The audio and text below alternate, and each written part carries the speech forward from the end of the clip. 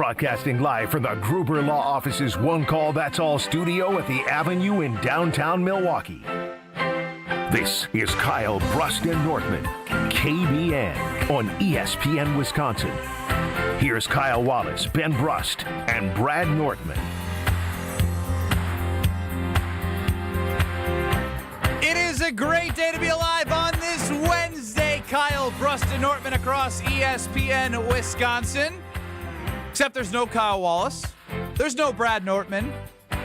Sliding into the captain seat, or co-captain seat, is Alex Strofe, hot off of Mr. Irrelevant.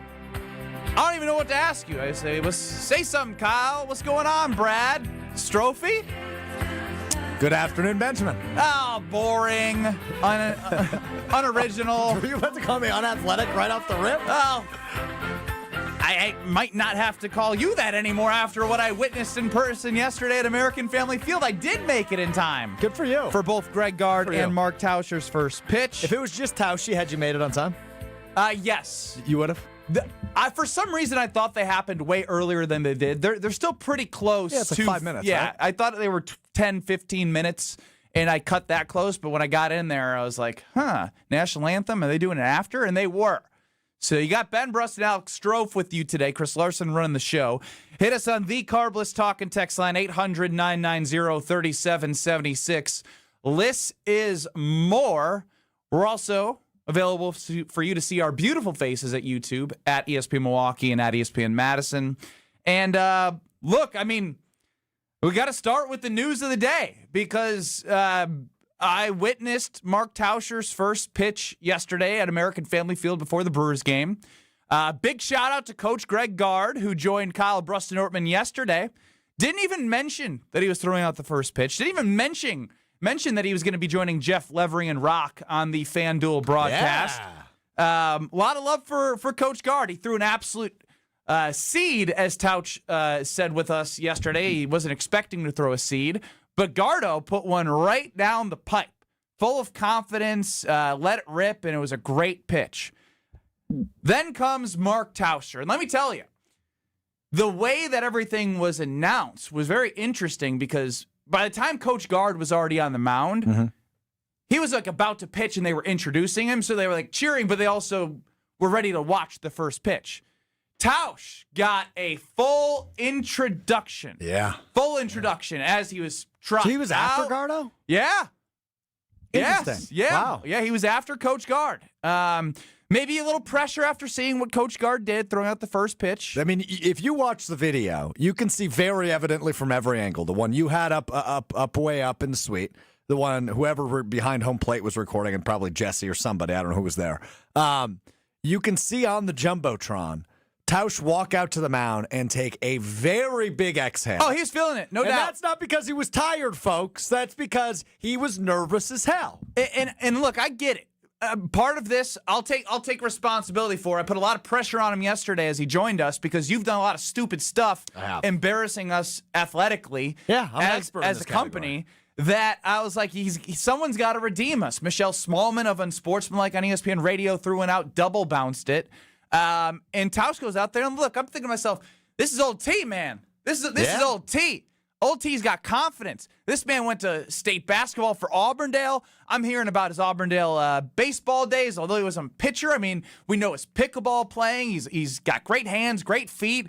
And I forgot to mention, he's a Packers Hall of Famer. He's a very athletic, agile athlete. Great feet, great hand-eye coordination. And I was pumped. But I did start to feel a little bit like Tausch wasn't confident when I saw that sigh and the trot out onto the mound. And he spiked it. He just dead spiked it. It reminded me of what has been going on in Major League Baseball. There have been a couple of pitchers under investigation for throwing balls on the first pitch of their relief pitching. And literally missing it so bad that they're now getting investigating for gambling. It was that bad of a first pitch, yet he didn't have to throw it as hard as those So guys. what are you implying? I'm not implying he did it on purpose, because after listening to Tausch this morning, I'm disappointed in Tausch's throw, just from a pure competitive standpoint, because I know Old T is a competitor. and he's a proud fella. Disappointed in the throw. But, as we know, life happens. Sometimes you don't bring it. He didn't bring it. But then I listened to Wilde and Tausch this morning because I was very eager to hear old T talk about it. And it just was kind of like sad. It was so sad. He sounds like a beaten man. He's not 70. He's not in a walker. Like, he sounded like he needs a shoulder surgery. Like, dude, it was a bad pitch. Yeah. We should be comparing you to 50 Cent. We should be comparing you to all of the worst first pitches in the world. And he tries to throw a little twist at it and like, oh, ha, ha. Excuses galore. Have you seen, have you ever heard of this type of first pitch? Here's Tausch earlier this morning on Wilde and Tausch. Right in the strike zone on the hop. It was right on the hop, yeah. I think that's still called a ball. No, it was definitely a ball, yeah. But I just don't. Was it because if Gardo throws from the edge of the pitcher's mound on the grass, are you still going on the mound? I was going from the mound from the jump. Like, it was going to happen, even though I knew in my heart of hearts, and I obviously got inundated with texts, most of them pretty fun. One of the guys that I coach with said I need a bullpen session. That Mark Tauscher on Wilde and Tausch. He then proceeds to say that, have you ever seen a cricket pitch before like that? Something that bounces so perfect, and the guy who was catching it said that's the best one hopper we ever had. Cricket pitch, Strofe. The thing was in the left-handed batter's box after the bounce. It was bad. And look, we love Tausche around these places. I love old T. Love Tausche.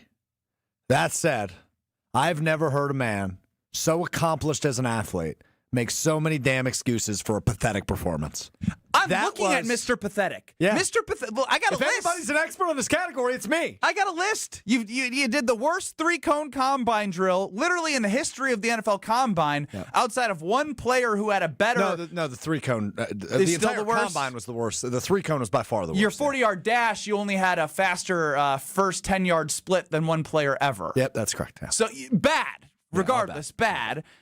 Your first pitch, not at the Milwaukee Brewers game. Obviously, we love the Lakeshore Chinooks. No, the pressure to make excuses for myself, which I haven't done yet. No. I'm going to make excuses to myself real quick. To make excuses for me, had there been more pressure, I wouldn't have thrown it as hard, meaning my first pitch would have actually come down a little bit, and it would have been better than Tausch's, even though it might have already been better than Tausch's. It was better. You throwing it over my head was better. Your home run derby on social media, you off of a tee, despite you claiming that you hit some bombs. I hit two. You also hit the tee and didn't hit the ball. Several with times, it being just sitting there. I did that more times than I hit home runs. You've whiffed 7 times at a golf ball before. Yeah, that did happen. And you have showed up chipper as ever. And I'm disappointed from the reaction to the throw. Like, if old T needs a hug, I'll give him a hug. I'm starting to feel bad. Like, he's hugged himself. He's sitting there living in his, what's the saying? It's a pity party. You live in a throne of or you sit down a throne of lies from Elf. Like, that's what I felt like listening to Mark Tauscher this morning, because a grown man like myself comes out and owns it. I wasn't good enough. Did I ever once say, hey, that was the greatest 2-home run derby off a tee in the history of the world? That was the greatest overthrow in the history of ceremonial first pitches in the Northwoods? I didn't say any of that. Now, it's the greatest one-bouncer cricket pitch we've ever seen. I got to protect you for a second, because Tausch is going to say, well, I owned it. I said it was bad. Yeah, you said that, and then you made 70 other excuses around the entire first 17 minutes of the show of Wilde and Tausch. So he'll be like, well, Strofe, he didn't pay attention. I owned it. He said he was Truman about it. He referenced Joshy tweeting he's going to be a Truman about it. He then said, I'm going to be a Truman about it, and then said, but it was the greatest for one hot pitch in the history of first pitches. Which it wasn't. I've seen better. It wasn't good at all. I don't know what we're doing here. I don't know why we're trying to make a one-bounce spike into the grass, not into the dirt, into the grass, into something amazing. Yeah. I appreciate the spin zone, but I gave his resume, man. I think everyone is giving you crap because we believe in you and expect better from you. We had higher expectations. And he's Mr. Wisconsin. That's the thing with me. I've actually done a great thing for myself. I have gotten to the point where not a single soul in the history of the planet has any faith in me to do a successful athletic venture. So I actually think I live in a much better space than Tausch, because Tausch, knowing the competitor he is, and I heard him say at some point today, I'm gonna need a beat. I need to take a beat before I try again. He's gonna try again. I don't think he will. You think he's retired from ceremony of first pitches? Absolutely, he should not. Well, hold on. Here's what we need to do then. If it's not at let's say a Brewers game, we need like our friends at the Mallards to do a bobblehead night for him, where he has to throw out the first pitch. Well, so now he throws it into the grass and he gets a bobblehead? We're rewarding poor first pitches for a bobblehead? No, what I'm trying to say is we need to bully him into doing it again. Let me tell you this about Old T. You, Alex Strofe, are not going to be able to bully him into doing something. Not me. Just the idea that I had could bully him. Guess what? Jason ain't going to bully him into doing something, and Jesse Nelson sure ain't as hell. Ain't nobody telling Old T what he's going to be doing. He's going to make that decision for himself. Right, but I like the idea. But if a baseball team was to come out and say, hey, Tausch, we'd love to have a night that we honor you. What if I told you there's been people that have already reached out? Oh. Yeah. Go on. Oh, I'm not going to share the details because those are working behind the scenes. I'm not going to be making decisions for people if they want to or want to take the offers that are on the table. But you're telling me there's an offer for him to do it again on the table? Yes, because of course the whole world was watching this first pitch. Yeah. And great fans and listeners that watch and listen every single day were locked in to Old T. Wow. And great baseball game, by the way. Good win. Not a great baseball game necessarily. It wasn't very competitive. Heck of a win by the Brewers. I don't care about competition. I care about what the Milwaukee Brewers do. And that was Freddie Fastball having 10 strikeouts and the Brewers taking advantage of a really bad pitcher for the Angels and a team that has a horrible lineup out there that's quit. You need to take advantage of teams that quit, especially that the division is, in my opinion, wrapped up. You need to set your sights to the Phillies, which we'll get to another time. But yeah, I mean, look, I didn't think the day would come that Strofe would be more relatable than Mark Tauscher. Oh, wow. And you've handled your disappointments with grace. I know Old T is a proud guy, like I said. But I don't know, the whole woe is me to this morning. I don't know. It just didn't feel like Old T. So if something is deeper, I'm putting out an olive branch for a hug to the big fella. Yeah, look, I texted him last night. I said, Tauschi, if you need anybody to talk to, I am the foremost expert on things like this. So I'm happy to offer any advice, the hypothetical or, the hug via the phone, whatever he needs. I'm happy to help with him there. But at the end of the day, I'm used to losing. I'm a loser. I don't think Tausch is, and that's why today turned out the way it did. On the Carbless Talk and text line, Steve must be a Tausch defender, which there are some, obviously, because people love Tausch. Talk about spin zone. Tausch didn't say it was the greatest one-hop throw. The guy who caught it said that to Tausch. Tausch owned up. Strofe, stop stooping down to Ben's idiocy. Tausch mentioned that the guy said that because Tausch was trying to get you away from the fact that it was a horrible pitch. Hold on. Hold on. Me and you for a second, Steve. Me and you. You think the guy actually said that? Or you think Tausch just made it up to defend himself? Well, and even if the guy said it, he was being a nice guy. Yeah. How many other one-hoppers happen at AmFam Field where that guy's catching it and he goes, greatest one-hop I've ever seen? Robin Madison chimes in, so Senior League beer slow pitch softball at Platteville wants him to throw out the first pitch. That's the offer you got on the table? No, it's not, but that's what Rob thinks. Josh and Kenosha, you're up on the Carbless Talk and text line on Old T's first pitch. Hey, guys. I unfortunately missed it, but I did catch the aftermath this morning on Unsportsmanlike across ESPN Wisconsin and nationally. So Chris Canty and Michelle Smallman had a very interesting theory that he botched it on purpose. I had that initially, Josh. I actually appreciate that call. I texted Strofe. I was like, I had to. It was so bad that I literally had to think, like, why was it that bad? Because I don't expect that from Old T. I was wondering if that was the approach he'd take this morning. Guys, I did it so we could talk about it. I did it for the visceral reaction, although quite obviously not the case. That's what I thought maybe the approach he would take. But no, he's better than that. He owned up to it, kind of, sort of, not really. That's exactly how I would put it. He owned up to it, kind of, sort of, not really. And, you know, And to be honest, if that was the approach he was going to take, that was the approach I was going to take today at 2 o'clock. Guys, the farce is up. My 40-yard dash actually isn't that bad. My 3-cone drill actually isn't that bad. I was just doing it to make a stir. But luckily, not the approach Tausch took, so that's not the approach I'm going to take today. But it was like the middle. It was the most middling of taking ownership over something bad I've ever seen in my life. Yeah. And that's not the old T way. Wow, you really are disappointed. I am. I mean, you saw me. I was there. I was recording. I was pumped for our guy. What'd you say to Coach Guard after his pitch? How do you do? He threw a strike, right? Or I just texted him. I was like, "Great job, Coach." He gave me a thumbs up. You know, like he clearly has the confidence up there. Yeah. What a back-to-back lineup that was. Yeah, great show before the game and great showing from the Brewers during the game. That's a heck of an evening in AmFam Field. You're going again tonight, aren't you? Going back to American Family Field tonight. Penny baseball. Just love the Angels so much. Yeah, you know, I've been waiting all year to continue to go to the last couple games and make sure I catch Mike Trout suck and the rest of the Angels stink. Yeah, they're very bad. I'm going tomorrow, so hopefully it's first sweet. But yeah, we've got me and you, Brewers Angels experts. We got. Hopefully it's just Brewers experts because we don't need to think about the Angels as they chase down the number 1 seed. But congratulations to Tausch because he did have a great day with UW Credit Union, a great partner of the Brewers and Tausch, and they did a lot of great things. But just sad overall for ESPN Wisconsin as we continue to show the lack of athleticism as Kyle Wallace last week on Thursday ran into our Gina Della from Pella trailer. You've had plenty of blunders, and now we got to add this to the resume.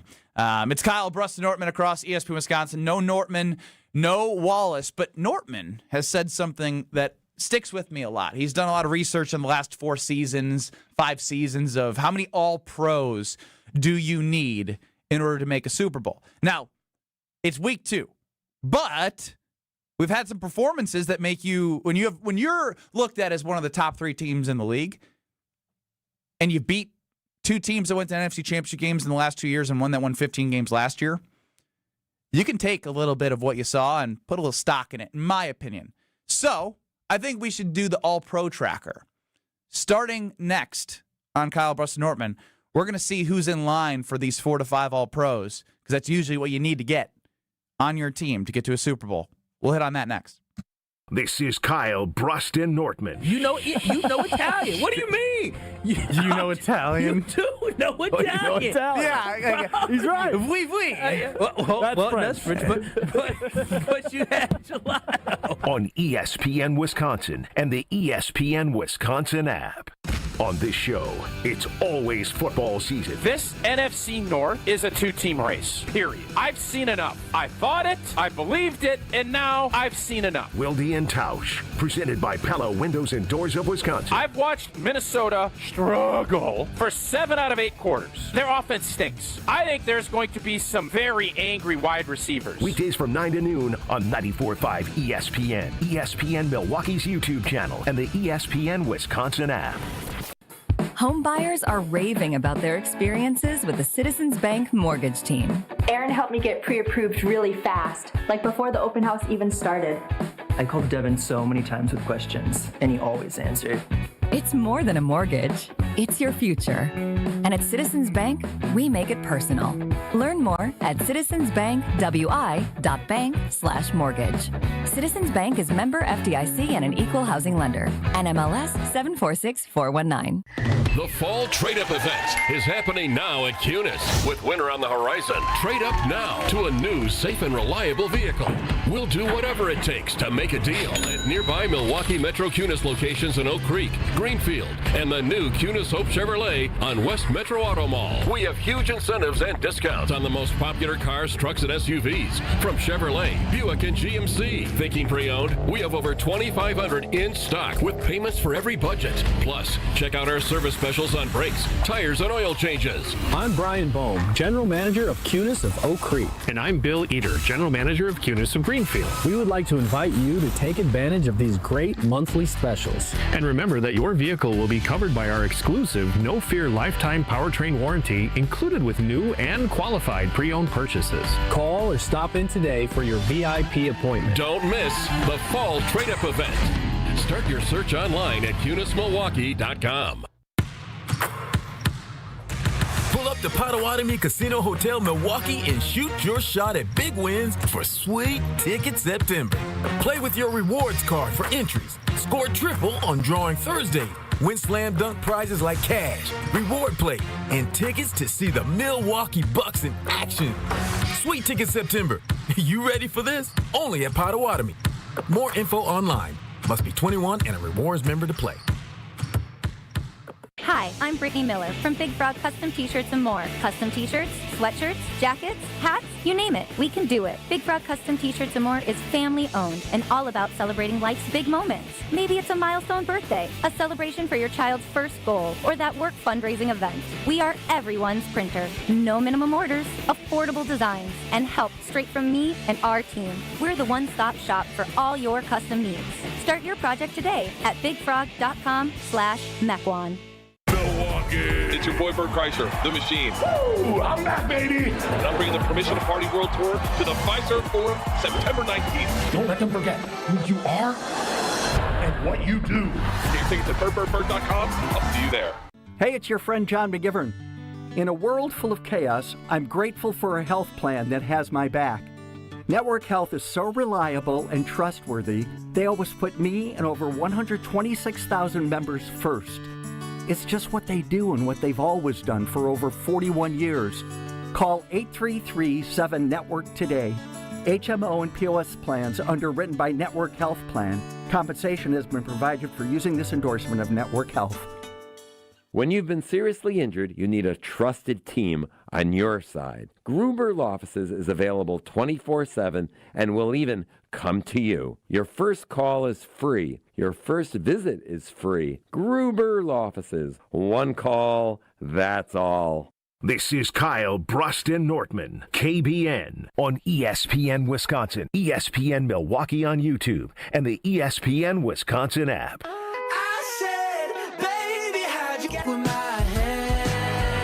All right, this is the last thing I'll address on the Mark Tauscher first pitch. On the Carbless talk and text line 800-990-3776. Joe and the Boonies.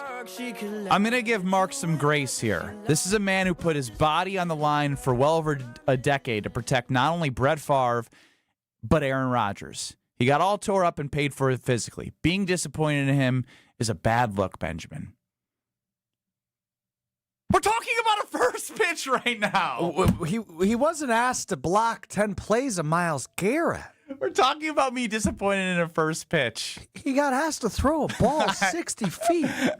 I know. That's why I'm saying this. I'm done now, because if we're going to be doing the protection thing, I'm done. I agree. He's a legend. We know that. We love Tauscher. But I got it. It was bad. It was bad. I don't know why we're hiding from it. Like, it was horrible. That's it. Like, there's no, that doesn't mean oh no, he's no longer a Packer Hall of Famer. Oh no, he's not amazing from 9 to noon every single day on Wilde and Tausch. He still is all of those things. But I can't sit here and be a fraud and not call out bad and not live in the bad because it was bad. Fair? It was bad. And I rest my case. Ben Brust, Alex Strofe, no Kyle Wallace and Brad Nortman. Chris is running the show, Chris Larson. 800-990-3776 is the Carbless talk and text line. We're on YouTube at ESPN Milwaukee and at ESPN Madison. So what I have loved from Brad Nerdman, who is still home with their newborn baby, big congrats to them, is he's looked back the last 4 to 5 years at the Super Bowl contenders, right? The Super Bowl contestants. And what do those teams that make it from the NFC and the AFC have in common? Are obviously, right, a lot of all pros. You're typically going to win more games, have a better seed, typically, not always the case, and make your way to the Super Bowl if you have the best players. Right now, 2-0, beat the Lions and Commanders. Lions obviously won 15 games last year. The year prior, went to the NFC Championship game. Last year, Commanders, fun story, Jaden Daniels basically was the darling of the NFL after he stomped the Lions, and then they kind of got stomped. But overall, you're playing two formidable teams right off the gate, week 1, week 2. So I'm going to say to myself, that's a good enough sample size for us to start thinking about when the odds reflect the Packers being a true Super Bowl contender, when our eyes tell us, when the defense shows us, when you're winning by double digits in all these games. Who are it doesn't have to be 5 right now, but maybe who are your locks right now and who's on your radar for potential All-Pros for this Green Bay Packer team? Okay, I know we're going way ahead here, but I'm okay with it. You can let us know as well, 800-990-3776. So let's just start with the locks, because I only think there's one. I think there's one lock on this, and it's Micah Parsons. I think he's currently the front runner. He is the betting favorite right now for Defensive Player of the Year. We've seen the difference he's made for this defense. They are one of 2 defenses in the National Football League to not allow a touchdown in the first half through 2 games this season. He's second in the league in sacks. He's been absolutely transformative for what this Packers defense is all about, despite it already without him being a good defense. So my only lock of an All-Pro through 2 weeks is Micah Parsons as long as he stays healthy. I think there's at least 4 other guys who, if the season ended today, and I know it's super early, but through 2 weeks, I think there's 4 other guys who would be heavily considered, if not on the All-Pro list. Let's start with the only offensive player I have. That's Tucker Kraft. I think Tucker Kraft, in terms of tight ends, he's second in the league in receiving yards right now. Third in the league by 1 yard to Brock Bowers. In receiving yards, he's got 140 receiving yards in the 2 games. I know a lot of them were accumulated Thursday against I get it. Washington, but a terrific game. And we've kind of theorized, can this be a coming out year for Tucker Kraft? Can he elevate himself and his name into the top 5, top 4 tight end conversations? I would say through 2 weeks he's done that. I would say Tucker Kraft has done that. Can I add on to Tucker Kraft real quick? Yeah, go ahead.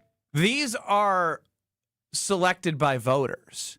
And I don't think that statistics, especially at the tight end position, matter as much. Do they matter? Yes. But a tight end is like, if you're a football writer, hopefully you understand that what Tucker Kraft is doing, he's moving guys every play. The guy loves hitting people. He loves making holes for Josh Jacobs. He loves playing the tight end position where it's not just glory of what I can do catching the football, but moving bodies and crushing skulls. And that's been evident through 2 weeks. So I would give him a leg up on Brock Bowers as well, based off of how he's played the position as a whole. Yeah, I would say I don't have any other offensive names on my list, but I would imagine somebody on that line very well could be, whether it be Elton Jenkins. Zach Tom's now injured, Aaron Banks now injured, so I would guess Elton Jenkins probably the front runner on the offensive line. If this offense continues to do what they have been, somebody on that line is going to be all-pro. So my guess would go Elton Jenkins. All right, let's go to the defense. So I mentioned Micah Parsons as a lock. He's one of 3 defenders I have on this list. Number 2, I have Keyshawn Nixon. Come on. Who leads the league in pass deflections through 2 weeks? I hear you. I guess again, this exercise of finding all pros through 2 weeks is a very small sample size, but you can only go with what is in front of us. Keyshawn Nixon has been terrific. This Packers defense as a whole has been terrific, and obviously he gets a lot of openings due to the addition of Micah Parsons and how quickly that defensive line is getting to the opposing quarterback, whether it be Goff or Daniels through 2 weeks. But I guess we talked about it earlier in the week. We all owe Keyshawn Nixon an apology. When he self-proclaimed, or when he self-anointed himself CB1 at the end of last season, we all said, what's this guy doing? Like you're an all-pro kick returner. Why are we talking about being actions speak CB1? louder than words, and right now the actions are backing that up. Leads the league in pass deflections through 2 weeks. So Keyshawn Nixon is on my list. Edgerrin Cooper leads this team in tackles. He is tied for 3rd in the league at 22 tackles through 2 weeks. He's been awesome. If you are looking at a play when the Packers defense is on the field, all of a sudden you see, oh, there's number 56. Oh, there's number 56. Oh, there's number 56. Because Edgerrin Cooper's all over the damn field. So Edgerrin Cooper, I mean, we know how highly we all think of him. Edgerrin Cooper is my 3rd name on the defense. Here's my 5th name if the All-Pro team was selected today. Daniel Whalen. You brought up Brad Nortman and how he brought up, usually Super Bowl teams have about 5 All-Pros. Are you aware that Daniel Whalen leads the NFL in average punt through 2 weeks? What's his net, though? That's the big. Well, he's punted I think it's 7 times, which is not dramatically behind anybody, right? I think the average is about 8 or 9 times for the first 2 weeks. He's punted 7 times. He leads the league in average. He's got the 3rd longest punt in the league this year. Powerful. Daniel Whalen, the punter, on my list. That's my 5. Yeah, okay. I knew you were going somewhere weird with number 5 because I had wrote down Cooper, Parsons, Kraft, and those were the 3 that I really thought were worth mentioning. And then Keyshawn Nixon through 2 weeks. You're already getting on YouTube here. Nixon isn't that good. Well, here's the thing. He may not be Revis Island. He may not be Marshawn Lattimore in his prime. He may not be Richard Sherman. He may not be that guy. But that's why Micah Parsons unlocks something so big from an opportunity standpoint from this defense. Because now what was Quay Walker having to play uber aggressive, he now can maybe take a half second longer to read the defense and then attack. You know what I mean? Like, everything becomes easier. Keyshawn Nixon can sit back and jump routes because the quarterback doesn't have time to let routes develop for his wide receivers. And that's why we're seeing him jump in and get those pass breakups. So, I mean, Micah Parsons, as you mentioned, is the front-running odds for the Defensive Player of the Year. And it's because of what his ability to get his own numbers. In limited snaps, he's top 10 in pressures. He's already in top 10 in pressures and not playing as much as he will as the season progresses. And with that, everyone else is benefiting on this defense. We haven't even talked about Xavier McKinney because guess what? Xavier McKinney so far hasn't had to do much. Exactly. Everything's in front of this defense. He hasn't been asked to do much, is the thing. Other than keep them grounded by saying we haven't done bleep. Correct. And teams have started 2-0 and found their way all the way in the latter part of the season and not been the team they need to be to win a Super Bowl.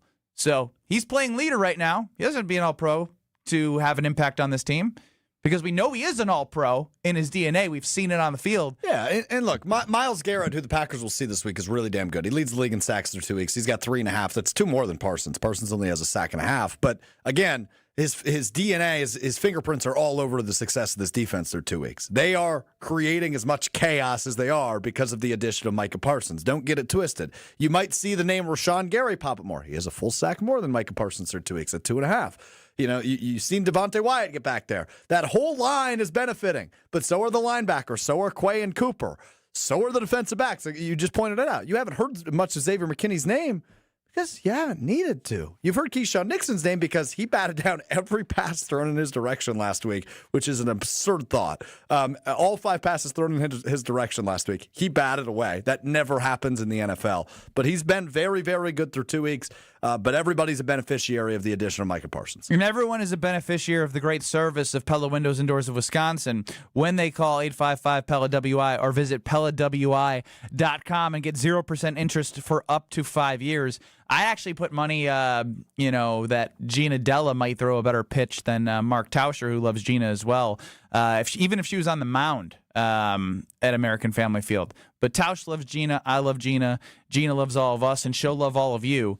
And you'll love her. Like it's this world needs more love, as you say, Stroh. Yes, exactly. Gina provides that. Yes, she does. With her energy and enthusiasm about life and the products that she provides homes. But you'll feel that love when you invest in those windows and doors and get 0% interest for up to 5 years and save in energy costs. Your home value will go up, and you'll love everything about a consultation. I didn't think I could enjoy learning about windows, but when you reach a certain point in your age, you're like, oh, I'm looking at my house and I need this.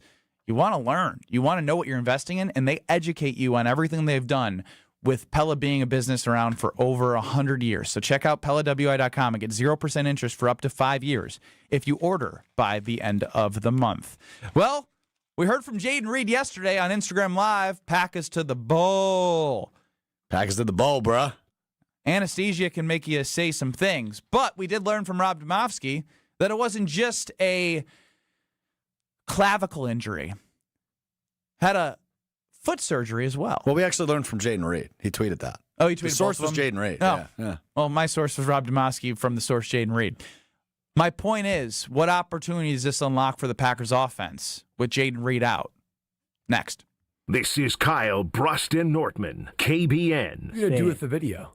It was going to be on Snapchat if I got the pick right. On ESPN Wisconsin and the ESPN Wisconsin app. This is Kevin Moret from Mentality. Every day is a silent competition, and with testosterone dropping 1% annually, you're fighting an uphill battle. Your colleagues notice when you lose your edge, your partner senses when your confidence wavers, and without addressing low T, you're set up to fail. No willpower can overcome this hormonal deficit. Mentality's FDA-approved treatments have shown a 30% increase in testosterone levels. Don't let low T define you. Reclaim your power at mentalityhealth.com/radio. That's mentalityhealth.com/radio. Let's get the latest from Lambeau. This is your Green and Gold Fix on 94.5 ESPN. Brought to you by Tri-City National Bank. Tri-City National Bank offers a full suite of personal and business banking products at more than 25 convenient locations. Open your account today at the community bank that's Milwaukee's best bank. Learn more at tcnb.com.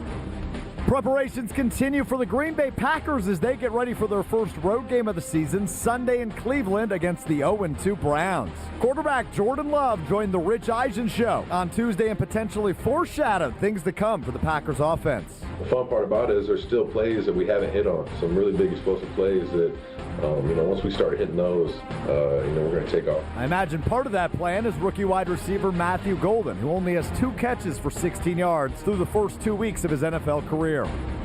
This has been your Green and Gold Fix on 94.5 ESPN. Brought to you by Tri-City National Bank, your hometown bank. Family's bigger? Out of space? We can help you find a new place. Just make Tri-City your first call. We are here to help, loan large or small. Tri-City National Bank, equal housing lender, NMLS 433891. Awarded Best of Weddings 2023 by The Knot, The Bog is much more than world-class golf. Our clubhouse ballroom offers floor-to-ceiling windows and a breathtaking full-wall fireplace. Our barn venue was inspired by the on-site barn at Hole 6, built in the 1800s. 2 outdoor ceremony sites and a variety of personalized options. Our venues are perfect for family get-togethers, weddings, showers, graduation parties, or any event you are hosting. Call The Bog at 262-292-0740 or visit thebarnofthebog.com. My house has a new glow. I love my windows. Universal Windows Direct. Hey, it's Caldwell's right now. Buy 2 windows, get 2 free, no interest for 3 whole years. Restrictions apply. Call 414-410-2000. And like me, you'll be saying, I love my windows. I love my windows. They've got that brand new home effect. Universal Windows Direct. Change your grocery game plan to locally owned Century Foods, home of the best meat, freshest produce, and tastiest treats. Now through Wednesday, save on 48-ounce selected varieties Stone Ridge ice cream, 2 for $7. 7-ounce selected varieties Banquet pot pies, 5 for $5. 4 to 6-count selected varieties Dannon multi-pack yogurt, 2 for $6. 6 to 12-count selected varieties Ice Mountain spring water, 2 for $5. I am starving. Oh no, never walk into a Century when you're hungry. Unless it's free sample day. Ooh, pizza, yes. I'd love to try that one. My husband thinks he can make a meal out of grocery store samples. Need to wash this down. I think I see someone handing out samples in the liquor department. Geez, can we focus on our list? What's this? It says you can win 2 tickets to Green Bay's home game against Chicago on December 7th. Or autographed footballs, or a 4-pack of Green Bay Hall of Fame tickets. You have to enter through Century's Facebook or Instagram. I'll be entering this on my phone in the deli next to that cheese sample station. I'm shopping at Century alone next time. Enter by November 12th. When you're high, you feel different. Pretty obvious, right? You think different, talk different, but if you feel different, you drive different. So if you're high, just don't drive. Brought to you by NHTSA and the Ad Council. You're listening to Kyle, Brust, and Nortman, KBN, on ESPN Wisconsin, ESPN Milwaukee on YouTube, and the ESPN Wisconsin app.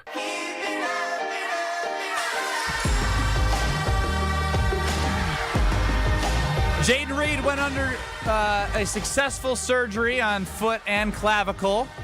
Surgeries. Yeah, you're right. Those are different incisions. They could have cut them all the way up, all the way down, and just did it all. I was wondering. You think they just sliced open? No, I don't think that. But can they operate like someone up top and someone down low? That's at the same time. Where's our YouTube doctor?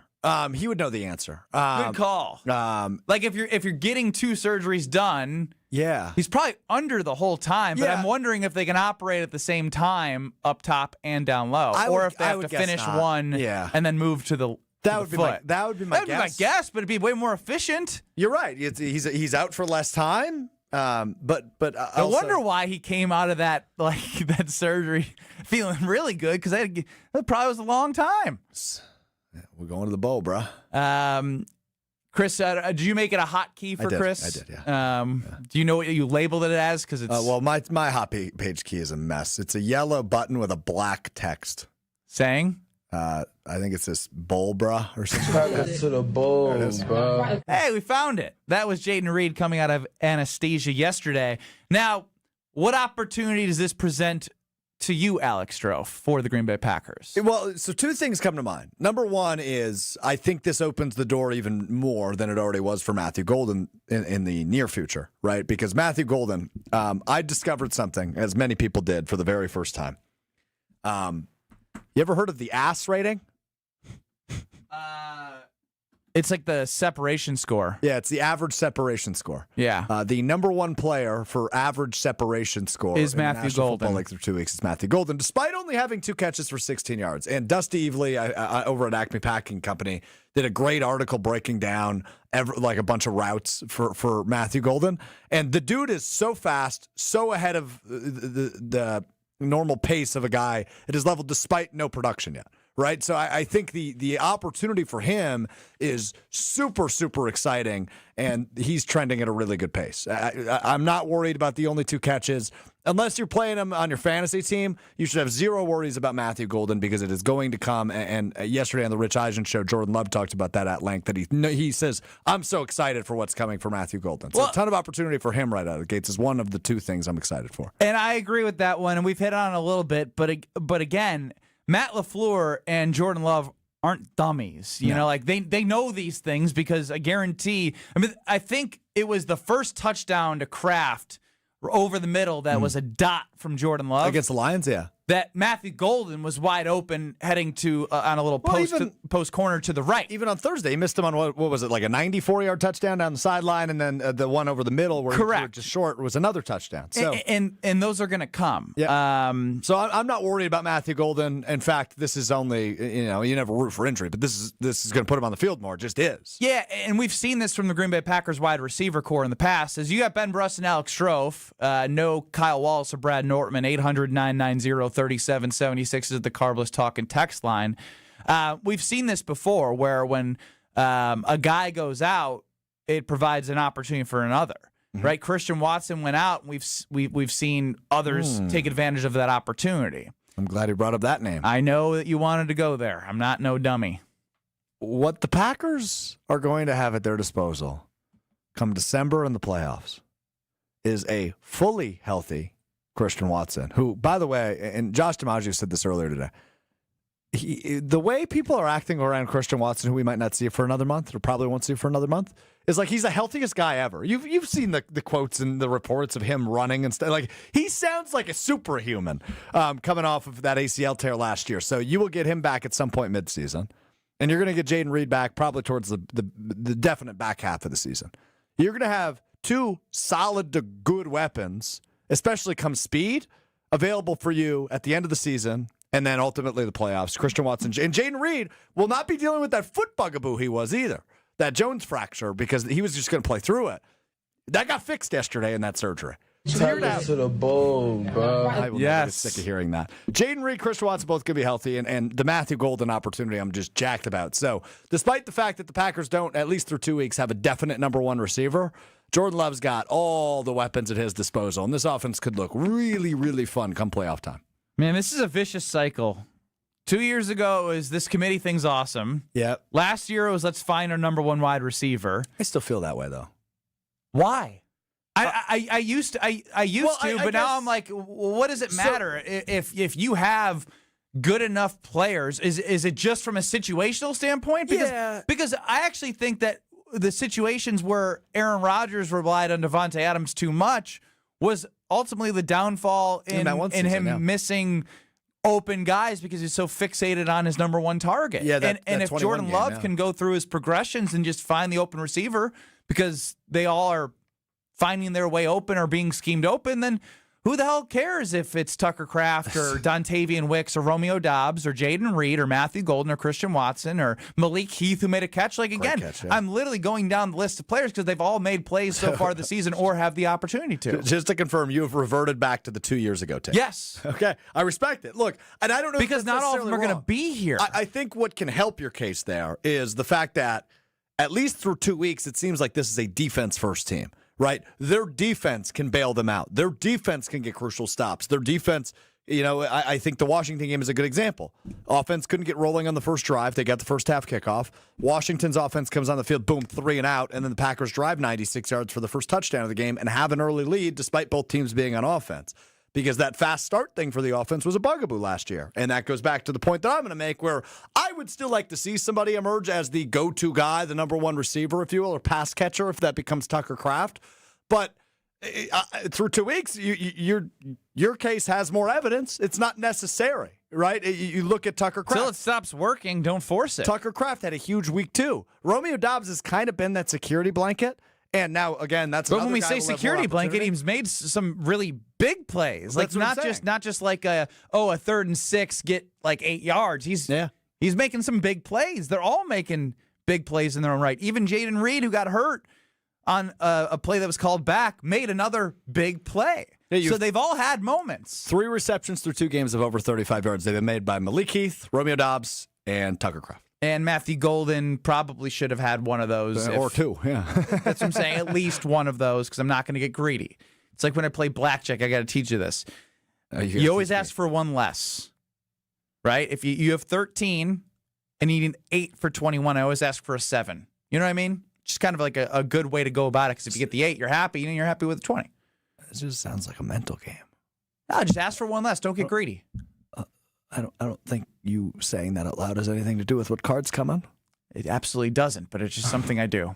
Okay, so just try it out. This is like listening to the same 3 songs during your shoot around prior to a game. Like, ask for one less. Just ask for one less. It's just like it's a polite way to say, like, I'm happy if I get a 20, but if I happen to get one more, I'll get a 21. Connect the analogy. What does this have to do with the Packers? I had it, and then now I just got really into gambling. Okay. And now I want to go play blackjack at the weekly before the weekly wager from 6 to 7 at Potawatomi Sportsbook.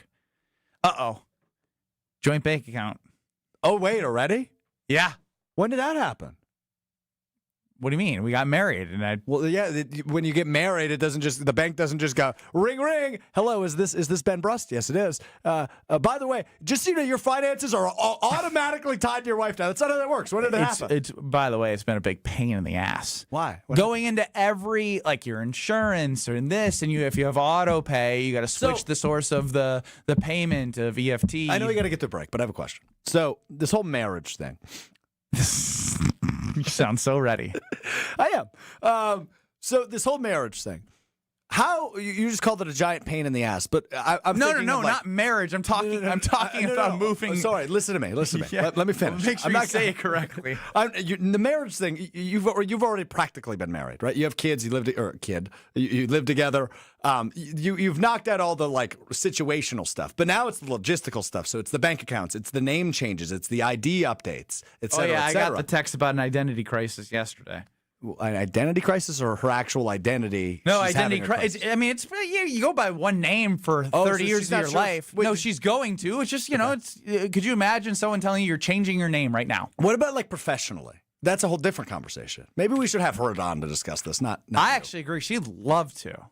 Okay, she's welcome anytime. I'll check on her availability and see if she can come to the studio. I do have some questions for her because, anyway, but for you, from your perspective, the joint bank account process, the whatever else you need to do, right? I'm imagining, like, there's loans that now fall under her name or whatever, right? That were under you or vice versa.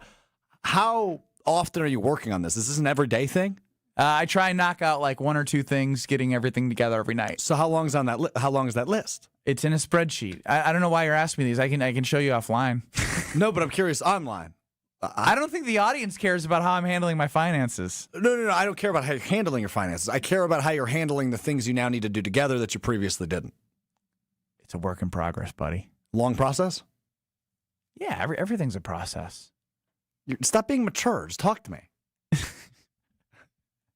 800-990-3776. Do you want to hear about joint bank accounts and things that are being moved into a married couple's name, like Alex Strofe does? I have a feeling no one's going to say yes. But I've been getting a lot of texts and YouTube comments here, and they all go to the same thing, the Cleveland defense. Yeah, they're going to be good. But I want to talk about why I'm not worried about it. Next. This is Kyle, Brust, and Nortman, KBN. Brad, Kyle. I know. Kyle. On ESPN Wisconsin and the ESPN Wisconsin app. This year, it just feels different. Swing and a miss. He struck him out. Listen to WTMJ as the Brewers make their charge to the postseason. Brewers playoff coverage is presented by the Neurospine Center of Wisconsin and featured by Annex Wealth Management, Boucher Automotive, and Delta Dental. We are the home of the Brewers. WTMJ. The only thing that tops our selection is your savings discount liquor. Love, Jacobs, McKinney, Golden, and now Micah Parsons? This year's gonna be fun. Now's the time to set a game plan for your Green Bay and Wisconsin pigskin parties. This is Marie from Discount Liquor. We are your football party beverage headquarters. Whether you need an ice cold keg, a bottle of your favorite wine, a unique craft brew, or hard to find liquor, we have everything you need, all at the lowest prices in town. Come see us today at 51st in Oklahoma and Milwaukee, and on Barstow and Main in downtown Waukesha. Voted best liquor store again. The only thing that tops our selection is your savings. Wherever you're tailgating, we'll get you all set up with your favorite beverages. We're open daily 9 to 9 and Sundays 10 to 2. See all of our weekly specials at discountliquorinc.com. Discount liquor. What's better than cheering for the Packers with an ice-cold beer in your hand? Cheering for the Packers with an ice-cold beer in your hand that you got for 10% off. And when you get Packers checking from Associated Bank, you get even more. Like 10% off food and 10% off drinks on game day. Like that ice-cold beer in your hand. Plus 15% off Pro Shop gear. Only with Packers checking. Associated Bank. Bank of the Packers. Learn more at associatedbank.com/Packers. Member FDIC. It's a home run! But wait, is your roof ready for the big league storms? If your roof has more holes than a catcher's mitt, it's time to bring in the pros. At Avondale Roofing, we've been handling leaks, repairs, and full replacements with major league precision for over 30 years. And as a GAF Master Elite certified contractor, we bring top-tier quality and proven performance to every job. Whether it's a quick patch-up or full upgrade, our team steps up to the plate and knocks it out of the park every time. You're out! Don't wait till water's in your dugout. Call Avondale Roofing today and keep your home in the win column. Even your pickiest eater will say yes to this. Crispy chicken tenders are now at Cousin Subs. Perfect on their own with a favorite dipping sauce, or stacked in one of our 2 new subs. Classic crispy chicken or bold Buffalo Ranch crispy chicken. Made with quality chicken and served on our fresh baked bread. It's a mealtime win for kids and grown-ups. But hurry, these crispy favorites are only here for a limited time. Order in store, online, or on the app today. Cousin Subs. We believe in better. For your fellow fanatics and your #1 fans. For your game day compatriots and your everyday companions. For your personal cheerleaders and your personal heroes. For the reasons you smile, get covered with dental and vision insurance from Delta Dental of Wisconsin and Delta Vision. Learn more at deltadentalwi.com today. At Boucher, we don't just sell cars, we build careers. For over 45 years, Boucher has been Wisconsin's trusted name in automotive excellence, and today we're growing faster than ever. Whether you're an experienced professional or just starting out, Boucher is hiring across all departments: sales, service, finance, and more. Enjoy industry-leading pay, unbeatable benefits, paid training, and a workplace that truly values you. Join the Boucher family, where we ride with you every mile, and your future rides with us. Apply today at Boucher.com. This is Kyle, Brust, and Nortman on ESPN Wisconsin and the ESPN Wisconsin app. You got me brainwashed, you got me so lost, you got me all fucked up like you got me drugged up, you got me undone. All right, so I get it. Myles Garrett's a beast. There's no doubt about it. I watched too much of the Browns-Ravens game. I'm just a big 4-box YouTube TV Sunday ticket guy. Oh, you invest in the ticket, huh? I would never. I'm not one to be like I'm like anti-red zone, because I think if you like red zone, that's your thing. For me, I like watching the games I bet on. I like watching the players that I have in like the fantasy leagues, and I like watching as many games as possible until the Packers are on. So for me, I think there is a little bit of a flaw in thinking that like, oh, I just want to see all the scoring plays. I like watching the drives develop. So like that's why I'm not anti-red. You want to be red zone? You be red zone. But for me, I like watching like drives develop and seeing like who is going to get the snap share of the running back, like for fantasy or for whatnot. And I knew the Packers were playing the Browns, and I was like, all right, the Ravens are 12-point favorites against the Browns on the road as a divisional game. So I'm shocked that the Packers seem to have a much lower line than the Ravens. Because I think at 7.5, you should absolutely take the Packers. Yeah, I agree. I don't know why it is 5 points lower than the Ravens. Because when I watched that game, yes, the Cleveland defense was good, but what the Ravens defense was able to do, and they're not the Packers defense. They're obviously a great defense. They've been historically good. Second-year defensive coordinator. We talked about this on Monday. You heard me. Joe Flacco shouldn't be out there. He can't move. No. And we're talking about Devontae Wyatt with 11 pressure for the Packers. We're talking about Micah Parsons with 10. We're talking about actually Rashawn Gary and LVN looking like actual football players that can take advantage of their matchups. Joe Flacco can't move. All he can do is throw to David Njoku and Fannin, their young tight end that they love over the middle. It's going to be a massacre. And guess what? Yeah, I don't think he's not going to have enough time to throw deep balls to Jerry Jeudy down the sideline. He's just not. So when I look at this game, I think, yes, like the Cleveland defense is good, but the Packers offense is 10x of the Cleveland offense. And I just think, like, again, are they going to win 40-10? I think we all want them to. Probably not. It's the first road test, and it is a good defense. Myles Garrett, I watched him go by Justice Hill on third down and literally flick him like a bug and then go by the left tackle and get to Lamar Jackson, who's one of the most elusive quarterbacks in the NFL. There's going to be times where it's going to be tough for Jordan Love. But the Packers have shown that they can run the ball at Josh Jacobs. I know they got a stout run defense, but that's not going to stop Matt LaFleur from changing the identity of establishing the run. It's been a little bit weird. They did it in the second half of one game, did it in the first half of the next game. He's going to establish the run, and Jordan Love has made pretty good decisions, and Matt LaFleur's schemed guys open. So at this point, I have no reason to be concerned that the Cleveland Browns defense is going to be the reason why the Packers lose a football game, because on the other side, I think what our friends at ESPN Cleveland should be talking about is not just Micah Parsons, but the whole defense. All I'm hearing is Myles Garrett. They should be talking about the whole defense of the Green Bay Packers that have shined through 2 weeks. Yeah, there's without a doubt, that Myles Garrett is one of, if not the best defensive player in the National Football League. He's that good. He's a game wrecker. He's really, really, really good. But that's about my only fear when it comes to Cleveland, and that does not equal a fear of losing this football game. Packers defense as a whole is really good. The Packers offense has looked really good.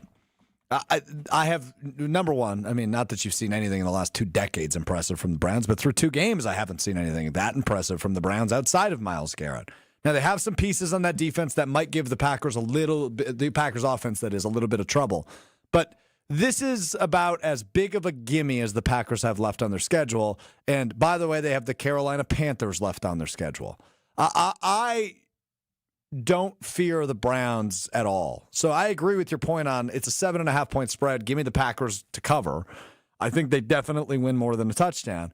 Have you ever seen the NFL Circle of Life thing? Like as we get into later in the season, it's like the Wheel of Victory. Every team's beating every team type thing. You know what I'm talking about? I haven't, but I can obviously imagine, with the week-to-week league that it is. Yeah. So I'm trying to do that through 2 weeks in my head a little bit. So this is a Browns team that scored 16 points against the Bengals, okay? Mm-hmm. This is a Browns team that scored 17 points against the Ravens. Now, the Bills scored 41 points against the Ravens defense. Obviously, a much better offense. Yep. But the Browns only scored 17 against a defense that is not viewed nearly as good as the Packers in 2025 and the Ravens. The Lions scored 13 points on the Packers defense. Mm-hmm. They then went on to score 52 points against the Bears defense, which has a lot of money invested into it. So what I'm calculating in my head with this circle of NFL through week 2 is that final score Packers 31, Browns 7. That's what I got. I don't know if that all connected. Oh, it hit the mark.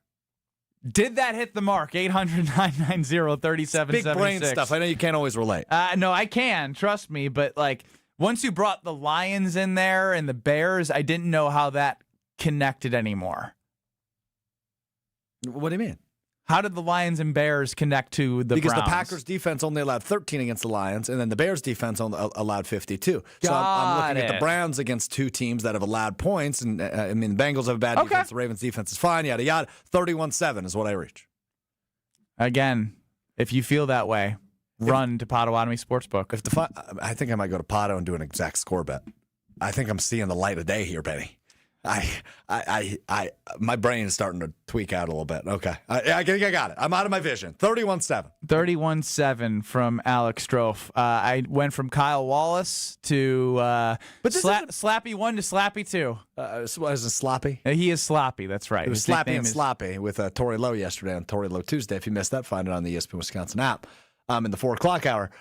Yeah, look, I know I'm a homer. Obviously, I've got the green and gold goggles. Chewy calls me a toad, all the in-betweens. Probably accurate. But again, I use the example so many times on this show after week 1, after the win over the Lions. Like, it is week 1. Sometimes week 1 can be a little fluky. But then we saw what they did to the Commanders in week 2. And despite that becoming, for a very brief moment, a one-possession game at the beginning of the fourth quarter when it was 17-10, Packers got the ball back, and it was just purely dominant the whole game. Now, what I love about this team, and we heard from Xavier McKinney on the show yesterday, it just doesn't feel like there's any complacency. I feel like Matt LaFleur has walked out of 2 big wins going, yeah, it just wasn't good enough. The offense didn't keep the foot on the gas the entire game. So hopefully this is a good opportunity for the Packers to do so on Sunday. They will have that opportunity, and I guess people do want to give financial advice to me and what to do with bank accounts and joint or separate. So I'm reading them on YouTube at ESPN Milwaukee and at ESPN Madison, and people are agreeing with Michael. So I'm going to have to read Michael's, but it's a little late to go backwards. I've put in all this work right now. I don't know if I'm going backwards anymore. In 2 minutes, though, Strofe, you have a lot of gratitude today. A lot of gratitude. It's a great day. You always say it's a great day to be alive. Today is a great day to be alive. Strofe has a lot of gratitude for a lot of executives and coaches in the NFL. They all have something to do with the Green Bay Packers. I'll tell you, if Strofe he's going to power rank. I'm going to make you power rank the people in your life that you have gratitude for on the other side in 2 minutes. So, you ready for that? The people in my life I have gratitude for. Yes, I'm ready. I better be number 1 in 2 minutes. Come catch the final battle of the regular season when the Brewers host the Reds Friday, September 26th through Sunday, September 28th. We're celebrating the best fans in the game on Saturday, the 27th at Fan Appreciation Night, presented by Toyota. Plus, if you're one of the first 30,000 fans through the gates, you'll take home a Brewers tumbler giveaway too, presented by Quick Trip. Come close out the regular season with the crew. Get your seats today at brewers.com/tickets.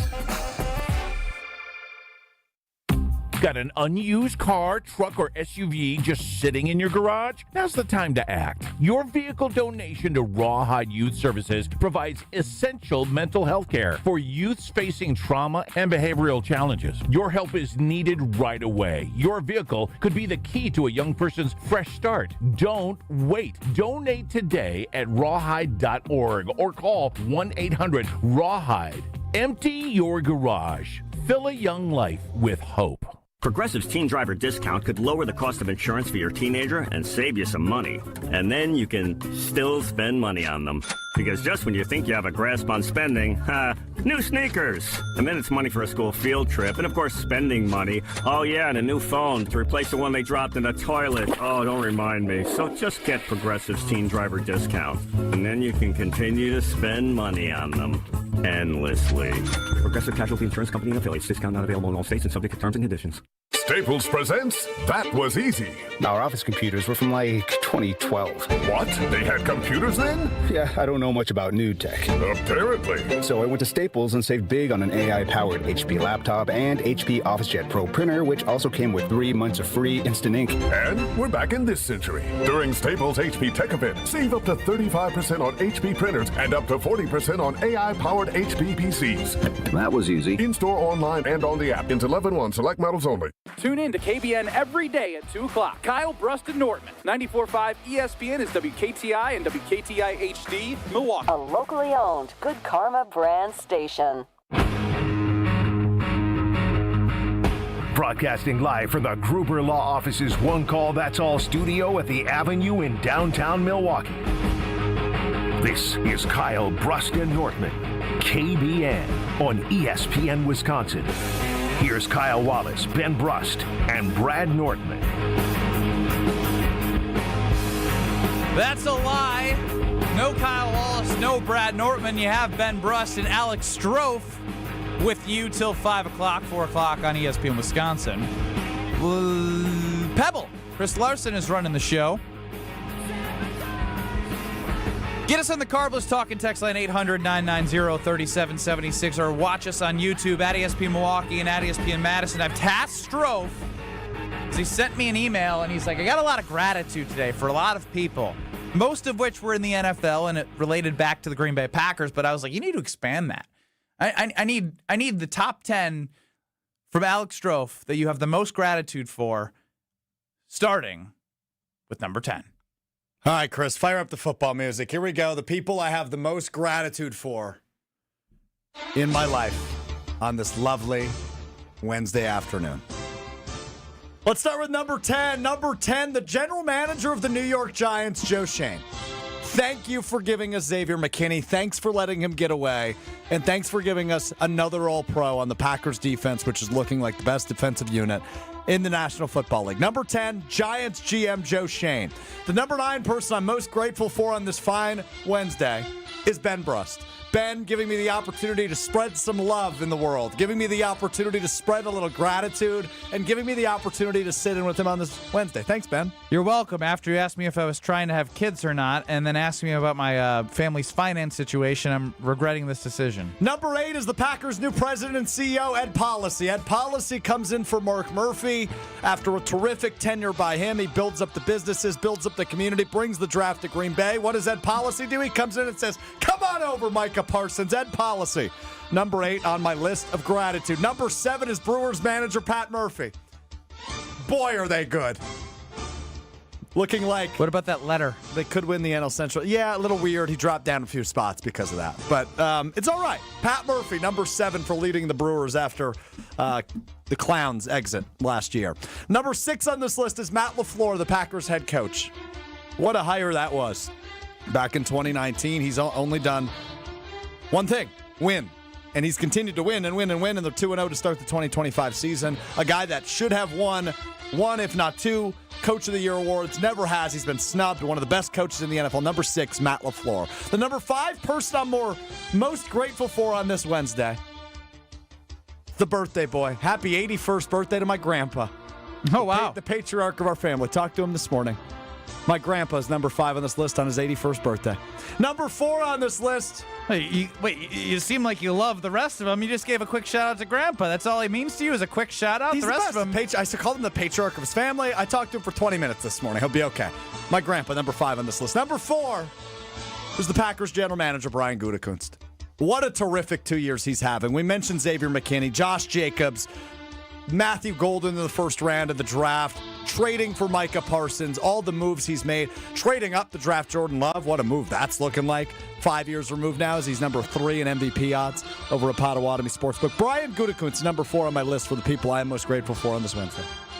Number 3 on this list might be shocking to some. My girlfriend is number 3 on this list. Whoa! My girlfriend, number 3 on the people I'm most grateful for on this Wednesday afternoon. Love you. What did she do this morning to make it a number 3? She gave me a smooch, said goodbye. Normal activities, you know. Oh, so just because it was normal activities, she goes down the list. I actually had her at 4 prior to the smooch. Fair enough. Number 2 on this list, Packers defensive coordinator Jeff Hafley. So Jeff Hafley's ahead of your girlfriend? Right now, yeah. I mean, have you looked at this Packers defense? Has he given you a smooch? No, but he's given me a metaphorical smooch by making this defense as good as it's been the last 2 years. All You right. talk about priorities. Think about something for a second, Benny. I grew up in Green Bay. I grew up bleeding green and gold. I don't know if I've ever seen a defense like this. I wasn't alive for the Reggie White era. I was alive for 2010 when they had Charles Woodson and Tremont Williams and Nick Collins and B.J. Raji and Clay Matthews coming off the edge. That was good defense. They won the Super Bowl. I don't know if I've ever seen a defense like this. We've gone through the Joe Barrys and the Mike Pettins How of come the you world. said, I don't think I've ever had a girlfriend like this. Probably should have said that. You've gone further for everyone on this list except the people actually closest to you in your life. Your grandpa got a flyby ranking, and your girlfriend's number 3, and she was number 4 before you got a smooch on the way out the door. My mom and dad aren't on this list because they're not number 1. Relatable. Love them both, but not the point. Number 1 on my list, Cowboys owner and general manager Jerry Jones, the old man. I don't know what I'm feeling like right now if Micah Parsons isn't a member of this team. I don't know what I'm feeling like right now if the Packers didn't have the best defense in the league. I don't know what I'm feeling like right now because what if the Packers didn't start 2-0 without the addition of Micah Parsons? Jerry Jones is the ultimate buffoon. His idiocy led to my happiness. Jerry Jones, number 1 on my list of gratitude on this Wednesday. That is my list. Joe 10 people. Shane, number 10, general manager of the Giants, letting Xavier McKinney walk. Ben Brust, me. I'll take it. I'm on the list. Ed Policy, number 8. Pat Murphy, number 7. Matt LaFleur, number 6. Strouf's grandpa, happy birthday. Number 5. Yeah, happy birthday. Number 4, Brian Gutekunst. Barely at number 3, his girlfriend. What do you mean barely? Oh, yeah, I did say that. You did say she barely made it to number 3. I'm just quoting you. Yep. Jeff Hafley, who it seems like you have a huge crush on. Crush isn't the right word. Appreciation, gratitude, love. Again, I listened to you and I felt crush. And then Jerry Jones for being the old guy who makes stupid decisions because he's just old and can just do those things. Oftentimes, my idiocy doesn't lead to my happiness. Somebody else's idiocy left to my happiness. Well, there's Alex Strouf's list of gratitude. Paul and DeForest, what do you have gratitude for today? Well, I hope I have gratitude on Sunday afternoon, gentlemen, because Yeah, I am expecting a 20-plus point blowout. We may see the backup quarterback. I'm optimistic. However, yep, there's a however, there's a but. The dog pound isn't what the dog pound used to be, but it's still the dog pound, road game, any given Sunday. Let me paint you a scenario real quick. Mm-hmm. First 5 minutes of the first quarter, Myles Garrett, perhaps, strip sack. Or maybe the rare Jordan Love INT. One of our wideouts turns the wrong way. Maybe a pick 6. But even an interception in the wrong end of the field. How about special teams? That's always a bugaboo. Blocked punt, a muffed punt, fielding a muffed punt. Browns get the ball at the 10-yard line. Penalties. Any given Sunday, gentlemen. I'm not predicting anything. Some have said trap game. I don't believe in that shit. But anyway, the point is. Dump in Madison. The point is, that's. Sorry. Good call. Until the end. So what I took from that is he thinks it's a 20-point blowout, but however, any given Sunday. I don't think any given Sunday is. It's real to a point. Yeah, no, it is. But then, I think he's now gone too far with, Myles Garrett could have a strip sack. Jordan Love could throw an INT, a pick 6, a special teams. This could happen any. The scenario he gave was at the beginning of the game. If that happened at the beginning of the game, Packers by 30.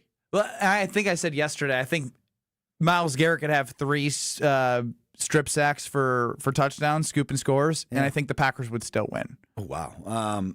That's bold, but you may still be right. My 31 points would still win that game, I think. So, look, what he failed to mention in all those scenarios, strip sack, INT, some of them he had, getting into the red zone, the Browns still have to score against the Packers defense. This is the same case we made with Wisconsin football earlier in the week. Yeah. Your defense might look good.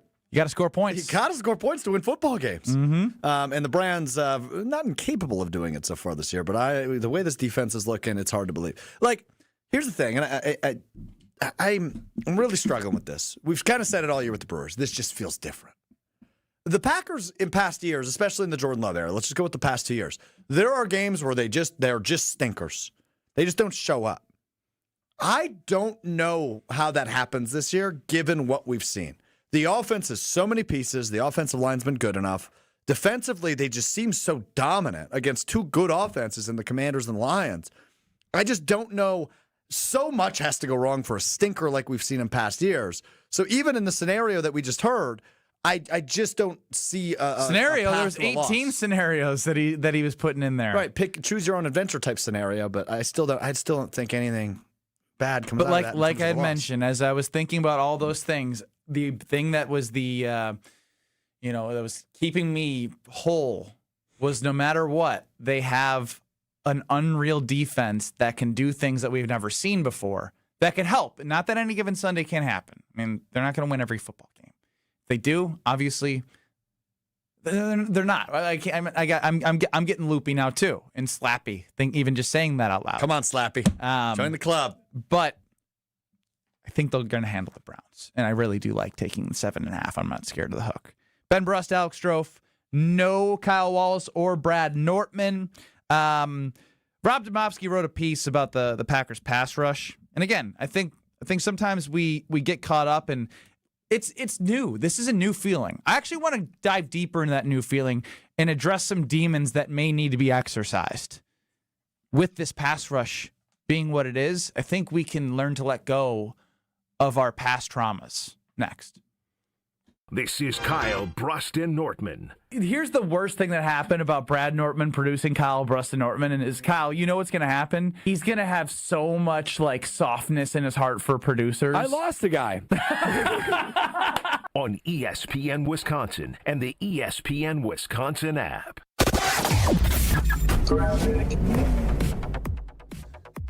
With an accident on the ramp from Burleigh to 41 northbound. So be careful with that. We got some backups from Mayfair Road all the way up to Burleigh. On the southbound side, we got some backups from Appleton Avenue all the way down past Capitol Drive as well. Southbound 43 slowing from Good Hope Road all the way down past Silver Spring. Back on the brakes from about Burleigh down through the Marquette and onto the high-rise bridge. Traffic is brought to you by Dickenstrauf Heating and Cooling, now hiring HVAC installers and service technicians. Join a winning, positive team culture that sets them apart. Apply today at dickenstrauf.com. And checking the TMJ for Storm Team forecast tonight. Mainly clear, a low of 63. Tomorrow, mostly sunny, a high of 75 at the lake, 83 inland. From the WTMJ Traffic Center, I'm Debbie Lazaga on 94.5 ESPN. Buckle up, Milwaukee. The journey starts now. Around third is Durbin. Here comes the throw home. Durbin slides in there safely. The Brewers walk it off in 10. The Crew have punched their ticket. And the Brewers, clinching the playoffs earlier today, put an exclamation mark on it here tonight. Brewers playoff coverage on 94.5 ESPN is presented by Neurospine Center of Wisconsin. Stay up to date on all your Brewers talk right here. At Citizens Bank, we believe banking is more than transactions. It's about being recognized and remembered. It's feeling like you're understood and supported along the way. It's the small stuff that says, we know you. Because when your bank gets you, banking just feels better. Citizens Bank. Bank where you belong. Learn more at citizensbankwi.bank/belong. Citizens Bank is member FDIC. This is Matt Meitner, owner of Sit Means Sit Dog Training. Do you find yourself talking to your dog but feel like she's not listening to you? Bella, sit! Are you constantly repeating yourself but she's not following your directions? Sit! Sit! Frustrating, isn't it? At Sit Means Sit Dog Training, we want to help you have a happy, confident, and obedient dog, and we also want to make the training process an enjoyable and worthwhile experience. Contact Sit Means Sit today to schedule a free consultation so we can create a customized training program so you are able to have the dog you want and deserve. Sit Means Sit Dog Training. Sorry, we don't train husbands, wives, or kids. Monica, we've got to hand it to you. You and the design team have outdone yourselves. Are you talking about the One Collection? Those rings say you are the one. And they say it symbolically. Describe the symbols. Every ring in the One Collection should be presented with a special ritual. What would that ritual be? You pick up her left hand and you place a kiss on her ring finger. Rick, you never told me about that part. Then you show her the tiny red diamond, flush mounted inside the ring, that will forever be in contact with her finger. Why is it red? Because that's when the giver says to the one, wherever you go, my heart goes with you. I give you this kiss. I give you my heart. The red diamond is a secret symbol of that sacred moment. The center diamond on the outside of the ring is for the whole world to see. But the tiny red created diamond inside the ring is only for the two of them. The One Collection of engagement rings is available exclusively at Kessler's. To find the Kessler's nearest you, visit KesslersDiamonds.com. Get ready to say goodbye to those bland seltzers at the ballpark. Carbless is proudly Wisconsin-born, crafted by real people. A husband and wife team who wanted better cocktails in a can. They're locally made and blissfully better. Carbless offers a bold, true cocktail flavor that's made for baseball fans. Available in fan-favorite flavors like lemon lime, black raspberry, cranberry, and mango, bringing the craft cocktail bar to your seat. Refreshment that matches the energy of American Family Field is Carbless. Full of flavor, no sugar, and no carbs. Just game day bliss. You're listening to Kyle, Brust, and Nortman on ESPN Wisconsin and the ESPN Wisconsin app.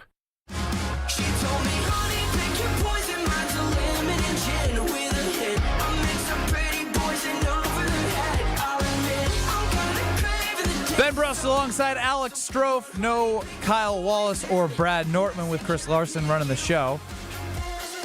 You, KBN Nation, as always, can get us on the Carbless Talk and Text line, 800-990-3776.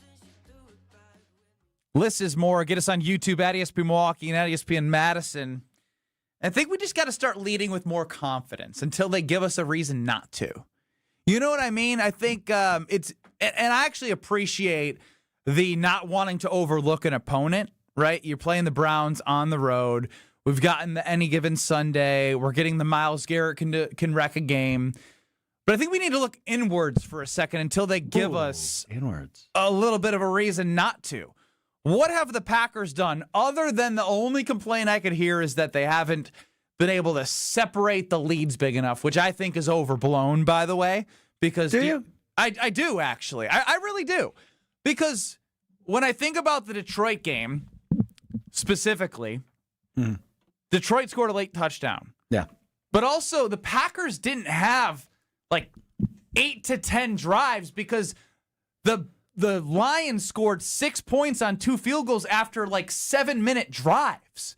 The game itself wasn't one for them to curb stomp a team, which they ended up basically winning by still double digits, and a late touchdown was the difference. Now, fast forward to the Commanders game. Short week.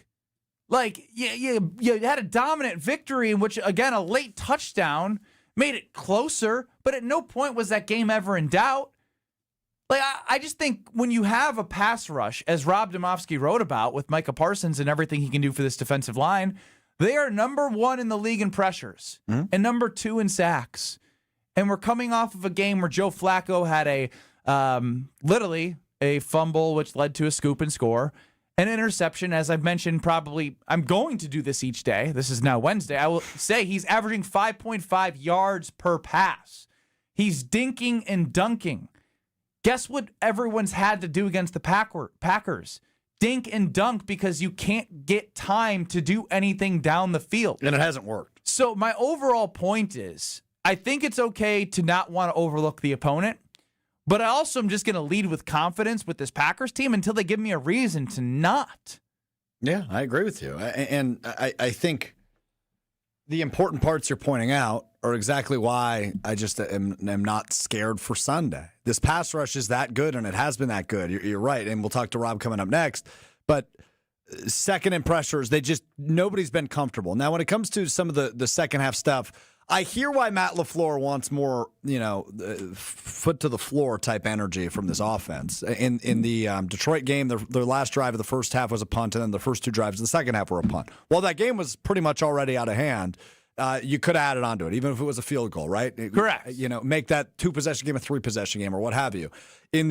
But they're not. But no one's perfect. Is my overall point. No, I agree with you. Like no team is so unflawed that they're going to score points on every possession. Instead of taking the scaredy cat approach of going, well, this could be a trap game. This is their first road game. Can they really prove it? That's not the approach I'm taking. I view this as the game to get right. This is your 52-point game against the Bears. Go there and have a complete game. Punt twice. Score a bunch of touchdowns. Get yourself feeling really good before a Sunday night crowd in a hostile environment of Dallas, who doesn't like the Packers very much right now after Jerry Jones shipped Micah Parsons up here.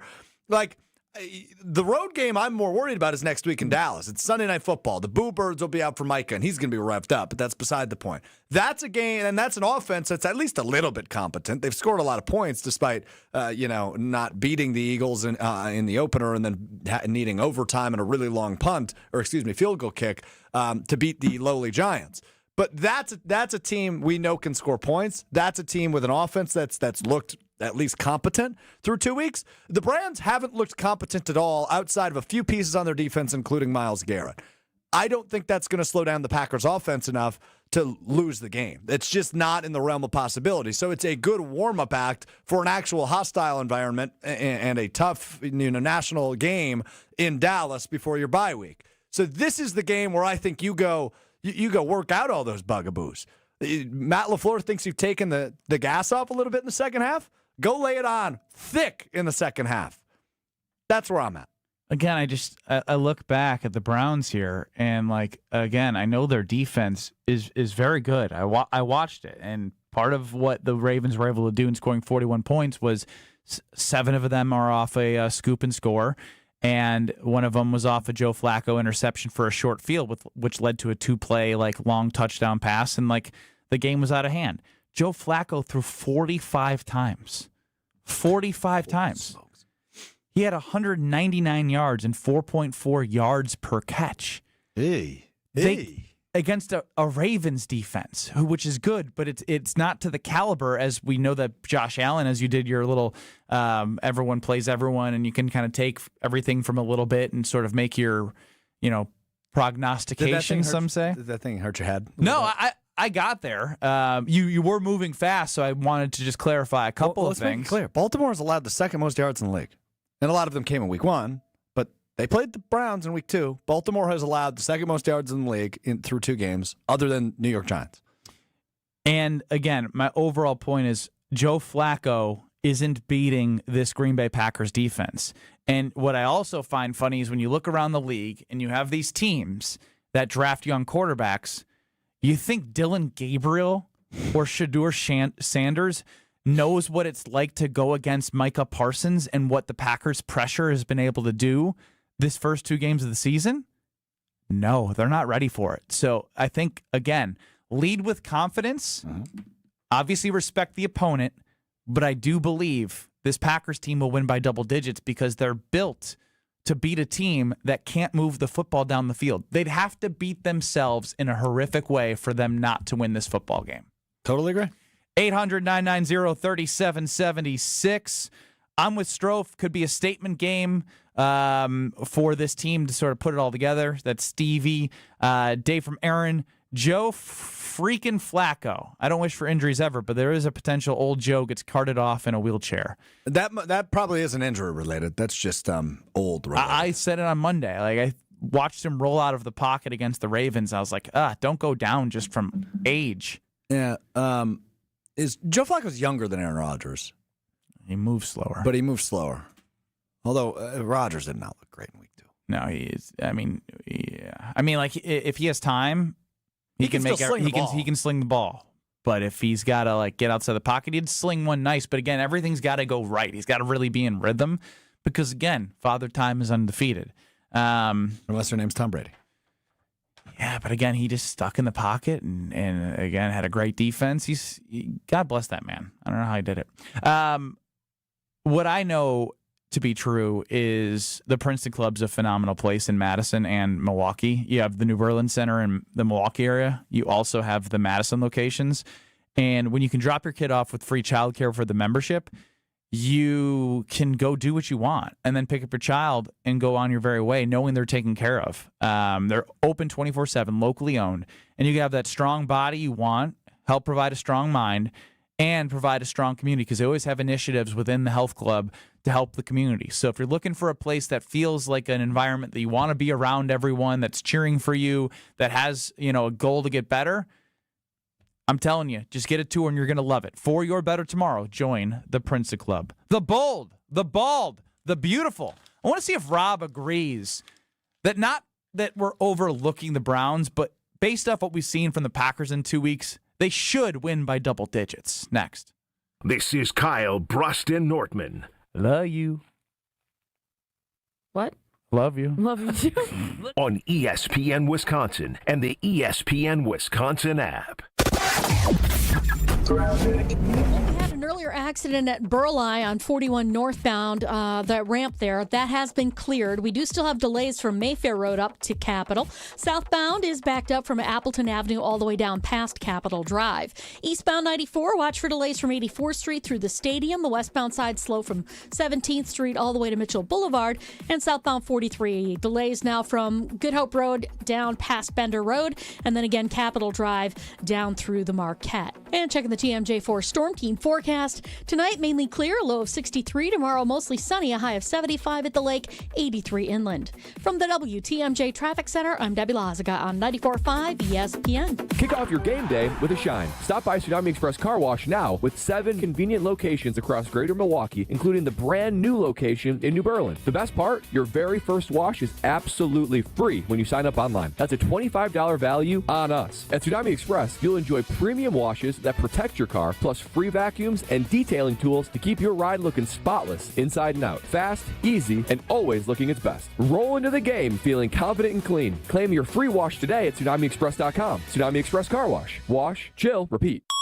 An ESPN Radio Extra Point with Rich Eisen. We've been saying for years, you got to play a perfect game to beat the Chiefs. You make a mistake, they're going to take advantage of it and beat you with it. It looks like the Chiefs in 2025 are the team that can't make the mistakes. That's what it looks like to me through first 2 weeks. And Worthy being out and Rashee Rice being suspended for 6 games doesn't help. It just doesn't. You know what would help? A 100-yard game from Pacheco. That would help. Or a 60-yard game. Or something. Just something. Like Patrick Mahomes can't be your leading rusher. He's on pace for 1,000 yards this year. It's like that's not sustainable. So that's the way it looks to me, is that the Chiefs have finally come back down to earth enough to be the team that can't make the mistake. That's what the first 2 weeks looks like to me. I'm not going to sit here and say this team is done, the window is closed, they have too many good players. But something is off, as Mahomes is now 0-2 for the first time ever, and if you include the playoffs, on a 3-game losing streak for the first time. From kickoff to cash out, ESPN Bet has the tools you need to score more on game days. Bet smarter with stats at your fingertips. Get personalized parlays built just for you. And with your fantasy team synced right in the app, you can back your squad. Right now, new customers get $100 in bonus bets when you bet $10. Sign up with promo code USL to get started. Must be 21 plus. Gambling problem? Call 1-800-GAMBLER. Terms and conditions apply. See app for details. Offer not available in New York.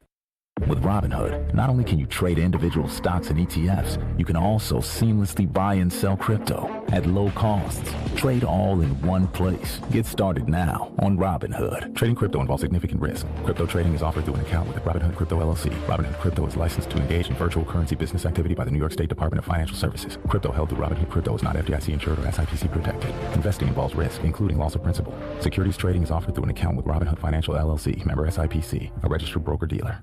Hey sports fans, looking to level up your next private event? V Private Bar Services is your game changer. Move beyond the ordinary. V Private Bar Services crafts custom cocktails tailored to your brand and your guests' tastes. Imagine a bar experience that's as unique as your business. Our expert mixologists will create a memorable experience that your clients and team will rave about. From signature cocktails to full-service bars, we've got you covered. Be the MVP of your next event. Visit vprivatebar.com to book today. This is Kyle, Brust, and Nortman, KBN, on ESPN Wisconsin, ESPN Milwaukee on YouTube, and the ESPN Wisconsin app. There are certain organizations that can't get certain positions right. The Bears can't get a quarterback. Bold, bald, beautiful. I'm one small, bald man. ESPN NFL Nation reporter Rob Domofsky To me, their window is now wide open. on Kyle Brust and Nortman. No Brad Nortman, still taking care of that newborn baby boy, which we still don't know the name of. Oh, yeah. When did He never followed up. Monday? Oh, they're still trying out names on the baby and seeing if it sticks. I never realized you could do that. Okay, sorry. Back to Rob. No Kyle Wallace. You got Ben Brust and Alex Strofe. Joining us now on Kyle Brust and Nortman across ESPN Wisconsin is Rob Domofsky, the bold, the bald, the beautiful. How are you? Wait, Brad's baby doesn't have a name yet? So it's been a week and a half, Rob, and and I texted the day after. So he was born last Saturday. On Sunday, I said, "Okay, do we have a name?" And he said, "Not yet. We're thinking of one, or we're working on one, whatever." Then a full week and a day, 8 days went by, and on Monday this happened. I go, hey, Brad, obviously we're live on the air right now. We are genuinely confused. Why haven't you told us the name of your child? Is that for a certain reason? We will respect it if so. He then follows up, we had a few names picked out before he was born, and then when we saw him, we felt like none of them really looked like him, so we're trying to finalize a new one. Hasn't been 100% confirmed, but we're trying to nail it down. Well, this should be like this is like a new Hear Brad Out thing. You don't have to name your kid until he starts talking, and then he can pick his own name. Right? I'm just like, also like, babies don't really look like anything. Like, you know, they change a lot. Like to try and put a name to the face that's going to be changing every day is tough. But hey, to each their own, right? Yeah, well, sorry. I know that's not what you had me on to talk about. But Well, hold on. Now, real quick follow-up, then we'll get to the Packers. You have two boys. How long did it take you and your wife to name them? Well, we had the names picked out, boy or girl, beforehand, and Hogan was the boy. And but what if it didn't look like him? Well, he became a boy. He was a boy, and we got Hogan. We had with Roan, who is also a boy. We had Rowan if it was a girl, and we just took the W out and made it Roan for a boy. So it was adaptable. See, we had a name that was, sort of. But you had it figured out instantaneously. Yeah, I mean, I feel like at 96%. I feel like 99% of the population does that. Brad's an interesting cat. Fascinating. Okay, anyway. That being said, Rob, I literally just opened up Twitter and saw the injury report that you put up. And a little side note, you want to share with the audience? Yeah, so it's first of all, Micah Parsons is not listed anymore, so that quote-unquote back injury seems to have gone away. I wonder if they made a deal with them. Hey, we'll put you on there with a back for 2 weeks just to, to make it look good, and then that's it, we're done. But the more serious and important note is that, there's no such thing as two players being the same listing, even though they're both listed as limited. And in that regard, I'm talking about the two offensive linemen, Zach Tom and Aaron Banks. They're both listed as limited, but we talked to Zach Tom, and this is why we do what we do. We go into the locker room and we talk to these guys. And Zach Tom told us he didn't do any team work, meaning 11 on 11, only did a little individual. And he said he still really can't run straight ahead. Meanwhile, Aaron Banks said, I'm good to go. I'm playing on Sunday. So both listed as limited. Correct. So now they'll both probably be listed as questionable on Friday. But it sure did not sound very good for Zach Tom, but it did sound pretty positive for Aaron Banks. Now, we've been talking a lot about, this Browns defense because I think, in my opinion, people are doing the right thing and not overlooking the opponent. But I also think that through 2 games, the Packers have shown us something that you should be confident in. And it's not that, I'm not looking over the Browns, but Joe Flacco threw 45 times and had a 4.4 yards per pass. He can't move. Yeah. I don't see a way, even if the Cleveland defense plays well, that they beat the Packers. Here's the thing. Ben, if they lose this game and people would say, "Oh, see, they overlooked them," and now that they're before the game that they're talking about how tough the Browns defense is, it's almost like they're saying that just so we can't say they overlooked them, right? There's certain games where you look on paper and I realize as a player and a coach, you have to prepare for every game, as if it's the most important one because it's the next one. But man, you must have heard that once or twice in your life. Well, yeah, it feels to me like they're grasping at straws just to make everyone, realize that they're not overlooking them by praising the Browns defense. But boy, I don't see how this Browns team has, the firepower to keep up offensively. And even if their defense is good, the Packers have been good enough offensively to offset that. Rob, you have an esteemed journalism degree from The Ohio University, correct? Well, I have a journalism degree from there. I don't know how esteemed it is, but Well, yes. just roll with me. me. They did send me a diploma. Okay, sorry. Did you ever think in the beginning of one of your articles on ESPN.com, you'd write the quote, "Packers to the bowl, brah," Reed said. "I'm good. Thank you for the Pears, brah. But we turned, brah. We going all the bleeping way, brah." That's 4 brahs in a quote. Did you ever think this is where you'd wind up? And what'd you make of Jaden Reed's Instagram Live yesterday? In 1993, when I graduated from Ohio University, I don't think anyone had used the term "bra." Like, I don't think. At least I don't remember that. It's funny. A lot of the things that I thought I was going to do when I was in journalism school turned out not to be the case.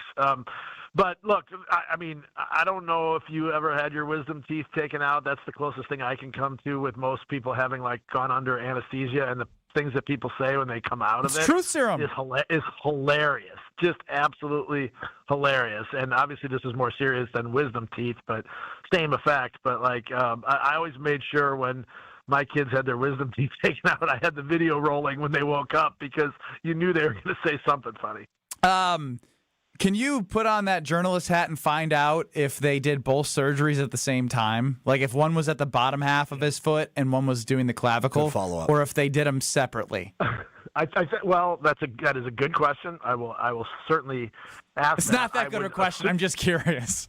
No, but I would assume that they did it under one one time knocked out. Yes. But I do wonder if they did them one after another. I doubt that somebody was working on the foot while the other guy was working on the collarbone. But I imagine that's different surgeons, so you could do it at the same time. Well, you could. Yeah, you certainly could. That's a good point. I don't know when we see Jaden back in the locker room, we'll have to ask him if he knows. He probably doesn't even know. No, probably not. What I do want to revisit is what we'd asked you. Help me remember, because I asked this to Tausch and I believe Jason Monday, Tuesday, into you Wednesday. Who do you think will benefit the most from Micah Parsons being on this team? I believe you said the cornerbacks. Is that correct? You said Keyshawn Nixon. Yeah, and so I just wanted to get that right because Keyshawn Nixon with 5 pass breakups, he's able to sit back and really attack right away because these quarterbacks don't have time. Right. So I guess bravo to you for being right so far. Yeah, you can take more chances too. When you're pretty sure the ball is going to come out quicker, you can jump what might be concerned with as a double move, but it's not going to be a double move because there's not going to be time for him to make a double move. So I do think that that does allow that to happen. The one thing is, when you go back and watch it, I don't really think much of Keyshawn's was on Terry McLaurin, who was their number one receiver. So just because you're the number one corner in this system doesn't mean you're always going to cover the number one receiver. So while Keyshawn had an outstanding game, really, 5 pass breakups. It's been 4 years since anyone in the NFL has had 5 pass breakups in a game before Keyshawn. Eric Stokes didn't have that in his entire career. Eric Stokes, you're probably right. He didn't have a pass breakup, hasn't had one since 2021, his rookie year, and since I don't think he's in the league, it's probably going to stay that way. Is he in the league? No, I don't think so. I don't think so. He was on the Falcons for a brief stint last year, but I don't think he's in the league. Yeah. I guess I did, Benny. That's a good point by you. I didn't even think of that. I don't think Eric Stokes had more than a couple in 21. Well, he went over 1,000 snaps without a pass breakup. I remember that being one of your favorite. Well, maybe not favorite. Yeah. But it was one of your go-to stats a couple years ago. Yeah. 1,000 snaps without a pass. You'd think a ball would hit you in the shoulder pad just by accident. You'd get a PBU for it. ESPN NFL Nation reporter Rob Demovsky with us here on KBN here on ESPN Wisconsin. Hey, so Matthew Golden, last Thursday, Love either under or overthrew him on what would have been 2 big plays. Right. But I saw the stat I'd never heard of, the ASS rating, Rob, the average separation score, and he leads all receivers in the league through 2 weeks on that. Are you expecting a relative breakout from him now with the absence of both Watson and Reed, at least for the next 3 or 4 games? You would think so, Alex, and I really hope we get a chance to talk to Golden in the locker room. He wasn't in there today, but hopefully tomorrow, because I think I want to ask him this question, and you tell me if this is crazy, but like as good as he was in training camp, I wonder if he thought, hey, this was just going to be easy and I'm going to get, 5 or 6 catches every game just because I showed how easy it was. And I wonder what his sort of takeaway is after 2 games where he only has 2 catches and he's got a couple rushes, but not a whole lot of significant production. Because we talked about it during training camp, day after day after day. The guy was making big plays down the field. He was catching everything thrown at him. Now, neither of those 2 balls on Sunday were catchable. They badly underthrew the 4th down play. Where Jordan said today he thought that they had 12 men on the field and thought it was a free play. And then the deep ball he just missed it. He just overthrew it. So neither of those are on Matthew Golden. However, I'm sure he probably, or I shouldn't say I'm sure, I don't want to assume. I wonder if he thought he was going to get more than 2 targets every game right away. I just need to clear this up. Eric Stokes on the Raiders was on the field against the Chargers. Wow. 2 tackles. Okay. Did he pick up a pass? I think PD is either pass defense. PD. Yeah, I want to make sure because I think he got one. So he's wow. catching up. He's still in the league. Yes, he's on the Raiders. The streak. I did not realize that. Rob, look, it's really easy to get ahead of your skis through 2 weeks, but the Packers are 4th in odds to win the Super Bowl. They've jumped the Commanders and the Lions. They're the 2nd best odds to win the NFC. They have a favorable schedule. And when I say favorable, the Browns are no good. The Cowboys gave up 500 yards to Russell Wilson. You get a bye, and then you don't play Joe Burrow. There's a good shot they're 4-1-5-0. Very good shot, right? Yeah. So when you think about there's a good shot they're undefeated going into that Philly game, which is week 8 or 9? That would be 8-0 heading into the Philly game. So with that, do you think, because I know you said I'd take this to the window, you're not saying you would bet, but don't you think if you believe in this team now, it's probably the best time to go bet on them to win the Super Bowl? Because if they just keep on winning, those odds are going to shoot down. You're not going to get the return on your money, I wouldn't think. But yeah, it's a great point. Here's the one thing. So do you believe it? Like do you believe in this team? I do. I really do. And I thought even before they got Micah Parsons, they were going to be, a factor. And I really thought, to be honest, I thought they were the favorite to win the division because, we talked about this before. The Lions lost both coordinators. I think that's a real factor. The J.J. McCarthy thing, I don't care how good Minnesota's roster is going into the season. J.J. McCarthy had not proven anything, and, now he's hurt. So I don't think anything's changed there. And people who thought Ben Johnson was going to just instantly turn around Chicago, well, obviously that hasn't happened either. So to me, it starts with the division. They've got to get home playoff games. It's too hard a road to just have to go on the road every time in the playoffs and get to a Super Bowl. It's not impossible. It's just too hard. And if you think about when's the last time these guys had a home playoff game, it was not in the Jordan Love era. So they need to play at home to establish themselves. And I think that my money would have been on that to begin with, which therefore gives you a great chance to make a run.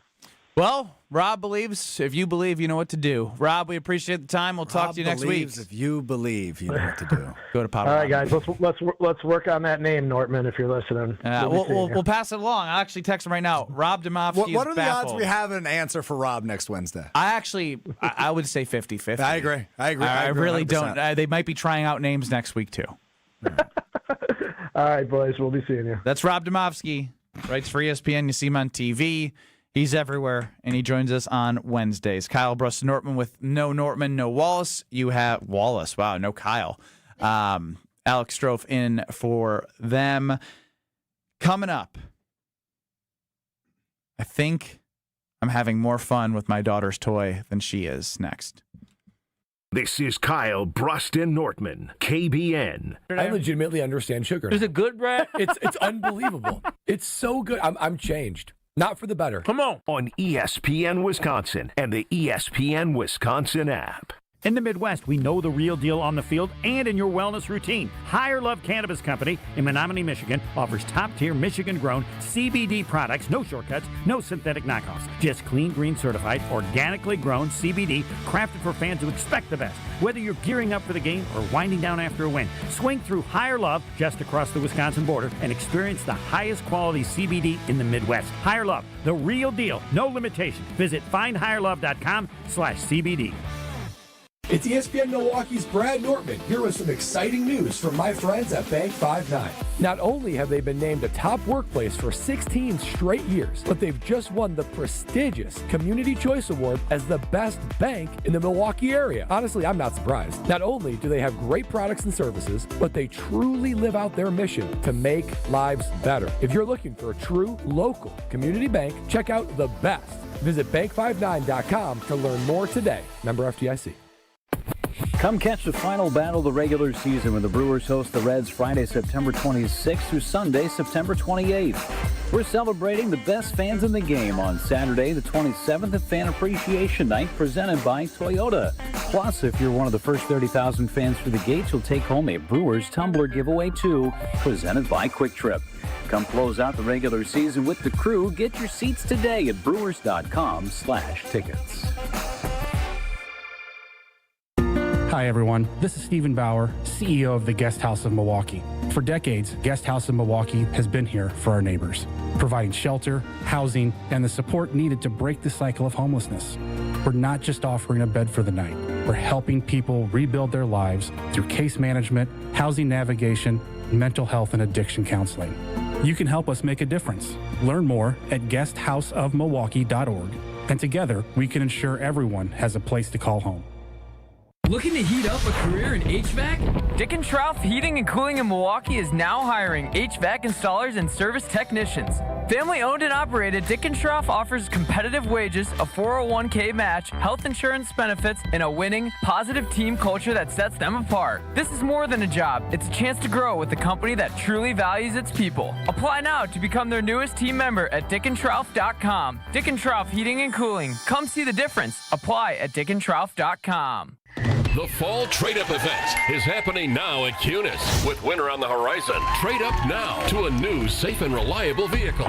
We'll do whatever it takes to make a deal at nearby Milwaukee Metro Cunis locations in Oak Creek, Greenfield, and the new Cunis Hope Chevrolet on West Metro Auto Mall. We have huge incentives and discounts on the most popular cars, trucks, and SUVs from Chevrolet, Buick, and GMC. Thinking pre-owned? We have over 2,500 in stock with payments for every budget. Plus, check out our service specials on brakes, tires, and oil changes. I'm Brian Bohm, General Manager of Cunis of Oak Creek. And I'm Bill Eater, General Manager of Cunis of Greenfield. We would like to invite you to take advantage of these great monthly specials. And remember that your vehicle will be covered by our exclusive No Fear Lifetime Powertrain Warranty, included with new and qualified pre-owned purchases. Call or stop in today for your VIP appointment. Don't miss the Fall Trade-Up event. Start your search online at CunisMilwaukee.com.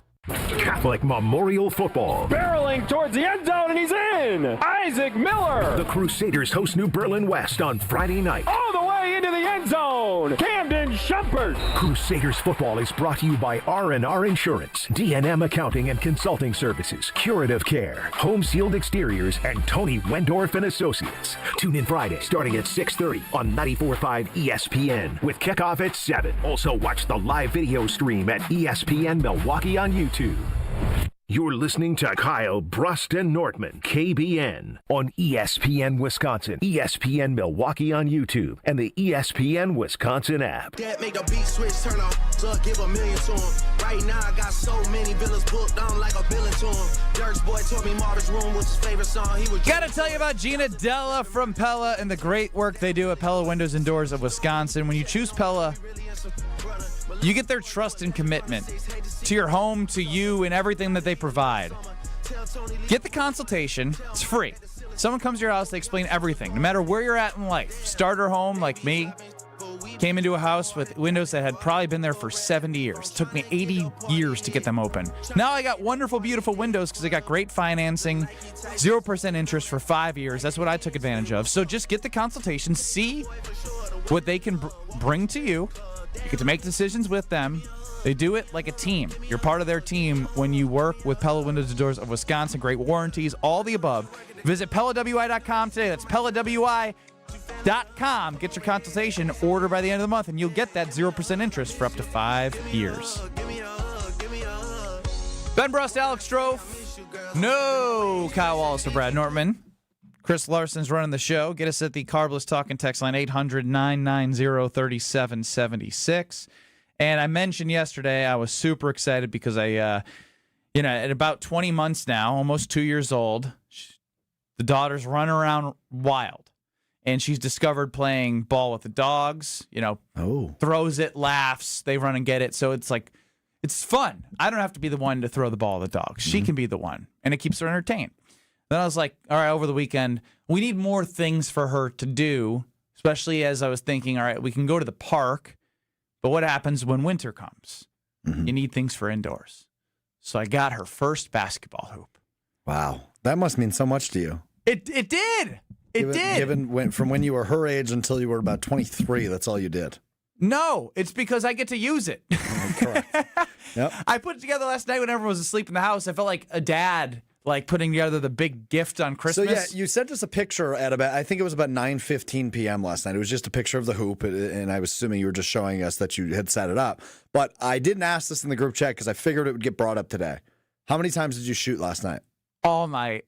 All night? Yeah, like for like 2 hours. You were shooting on a little background TV, but like not consistently nonstop, but like I'm like a golden retriever sometimes, and I would just shoot. Pew, pew. Did you break a sweat? No, I didn't break a sweat. The pits weren't sweating at all? No. Because I'm not like dunking. No, that sounds like a man is in denial. I did say no one too many times. It would open up to more questioning, right? It's almost like no. Yes. But this morning she loved it. Yeah, she loved it. You saw? Awesome. Yeah, you showed me some video. A couple things. So you showed me a few different videos that your wonderful wife took, and one thing I loved, and I'm going to give you credit on the air, which this is not to embarrass you, it's just to show how good of parents you guys are. This is a sincere compliment. Every time she made one, you guys went, yay! We had the full-on parent voice. Yeah, you were reinforcing like good behavior. You scored. Keep doing that. So I loved that. It was fun to see that. But then at one point, your daughter oh no, ran up to the hoop, and she's about the same height as the rim where you had it set. I would say her reach goes. Yeah. The ball is like at like the tip of the rim, and you got to push it over. Yeah, it's like me dunking on a 7.5-foot hoop, right? Like correct. If I reach up a little bit, I'm going to be able to dunk. She ran over to this little Tykes hoop, tried to stuff the ball in, and then kaboom! Both her and the hoop, fall over, and the video pans to you, cackling, laughing, not laughing. You were hysterically laughing, and then you hear your wife go, Ben, and you go, she's fine. Yeah, she's fine. Like, she's not crying. I'm not one of those, like, when you hit the ground, you don't have to be like, are you okay? Are you okay? Because then they probably are like, oh, am I okay? And then they start crying. Yeah. I loved it. Now, then there was another video that your wife shot. And at one point, your wife goes, Ben, give her the ball back. Yeah, because I was shooting. I'm going to use that. And you know what? I should probably, I think what I'm going to do is anytime somebody comes to the house, I'm going to dunk on them and record it. I have to. Bro, it's a little Tykes hoop. It can be raised. It can be raised to probably about 5 feet. Okay. I'm going to take some people out. This is not your daughter's toy. This is your toy. That's our toy. Okay. It's our toy. Yes. We get to share the toy. You'll have Jim, Matt, and Molly up next in Madison. Saw Wally was here. Is he doing the show from here? I don't know. Well, Corey and Wally are coming up next in Beaver Dam. Strofe and I are taking you all the way to 5 o'clock, leading you into the Homer Hour. We'll both be at the Brewers game tonight, so that'll be fun. Tomorrow for me. Oh, tomorrow for you. We got the Angel Series covered. We're back in 2 minutes.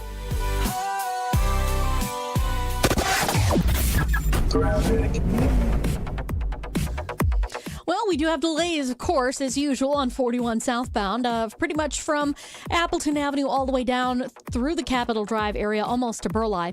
Northbound slowing from Mayfair Road up to Capitol. We've got westbound 94 from the Marquette, going to be heavy all the way to Mitchell Boulevard. We've got a crash on northbound 894 right at the ramp from Greenfield Avenue. It's off on the right shoulder, so watch out for that. But on the southbound side, we're seeing delays from Greenfield Avenue all the way down to about National. And checking the TMJ4 Storm Team forecast. Tonight, mainly clear, a low of 63. Tomorrow, mostly sunny with a high of 75 at the lake, 83 inland. Weather's brought to you by Tsunami Express Car Wash. Rain or shine, we've got you covered with premium washes and free vacuums. Tsunami Express, wash, chill, repeat. From the WTMJ Traffic Center, I'm Debbie Lazaga on 94.5 ESPN. It's WTMJ's Debbie Lazaga for Comfort Awnings. I reclaim my outdoor space by having Comfort Awnings install a motorized retractable awning so I can enjoy the sun and get relief when I need it. Sensors are also available that detect strong winds and rain to extend or retract your awning. They even protect against UV radiation so you can safely enjoy the outdoors. Family owned and located in Burlington, Comfort Awnings expertly installs custom awnings that fit your home and style. Right now, you can receive $250 off all awnings and screens. Call 414-AWNINGS or visit comfortawnings.com. Tito's Handmade Vodka is America's favorite vodka for a reason. From the first legal distillery in Texas, Tito's is 6 times distilled till it's just right, and naturally gluten-free, making it a high-quality spirit that mixes with just about anything, from the smoothest martinis to the best Bloody Marys. Tito's is known for giving back, teaming up with nonprofits to serve its communities and do good for dogs. Make your next cocktail with Tito's. Distilled and bottled by 5th Generation Inc., Austin, Texas. 40% alcohol by volume. Savor responsibly. KBN Nation, you know I'm always looking for a deal, and this is a deal you do not want to pass up. Tsunami Express is offering its top-tier wash for free when you sign up for your first wash online. That's right, a free $25 top-tier wash with Tsunami Express, all when you sign up online for your first wash. You're going to get the gloss, the protection, the free vacuums, detailing tools, and even tire air at every location. Locations all around southeastern Wisconsin make it easier than ever. Head to TsunamiExpress.com to get that offer today. Tsunami Express. Wash, chill, repeat. Hey, this is Gabe Neitzel. You're listening to 94.5 ESPN, WKTI and WKTI HD, Milwaukee. A locally owned Good Karma brand station. Broadcasting live from the Gruber Law Office's One Call That's All studio at the Avenue in downtown Milwaukee. This is Kyle, Brust, and Nortman, KBN on 94.5 ESPN, the ESPN Wisconsin app, and streaming live at ESPN Milwaukee on YouTube. The 414 Hour on KBN is brought to you by Siding Unlimited. Siding Unlimited is Wisconsin's leader in Pella window installation. Looking for new windows, siding, roof, and doors? Visit them at sidingunlimited.com.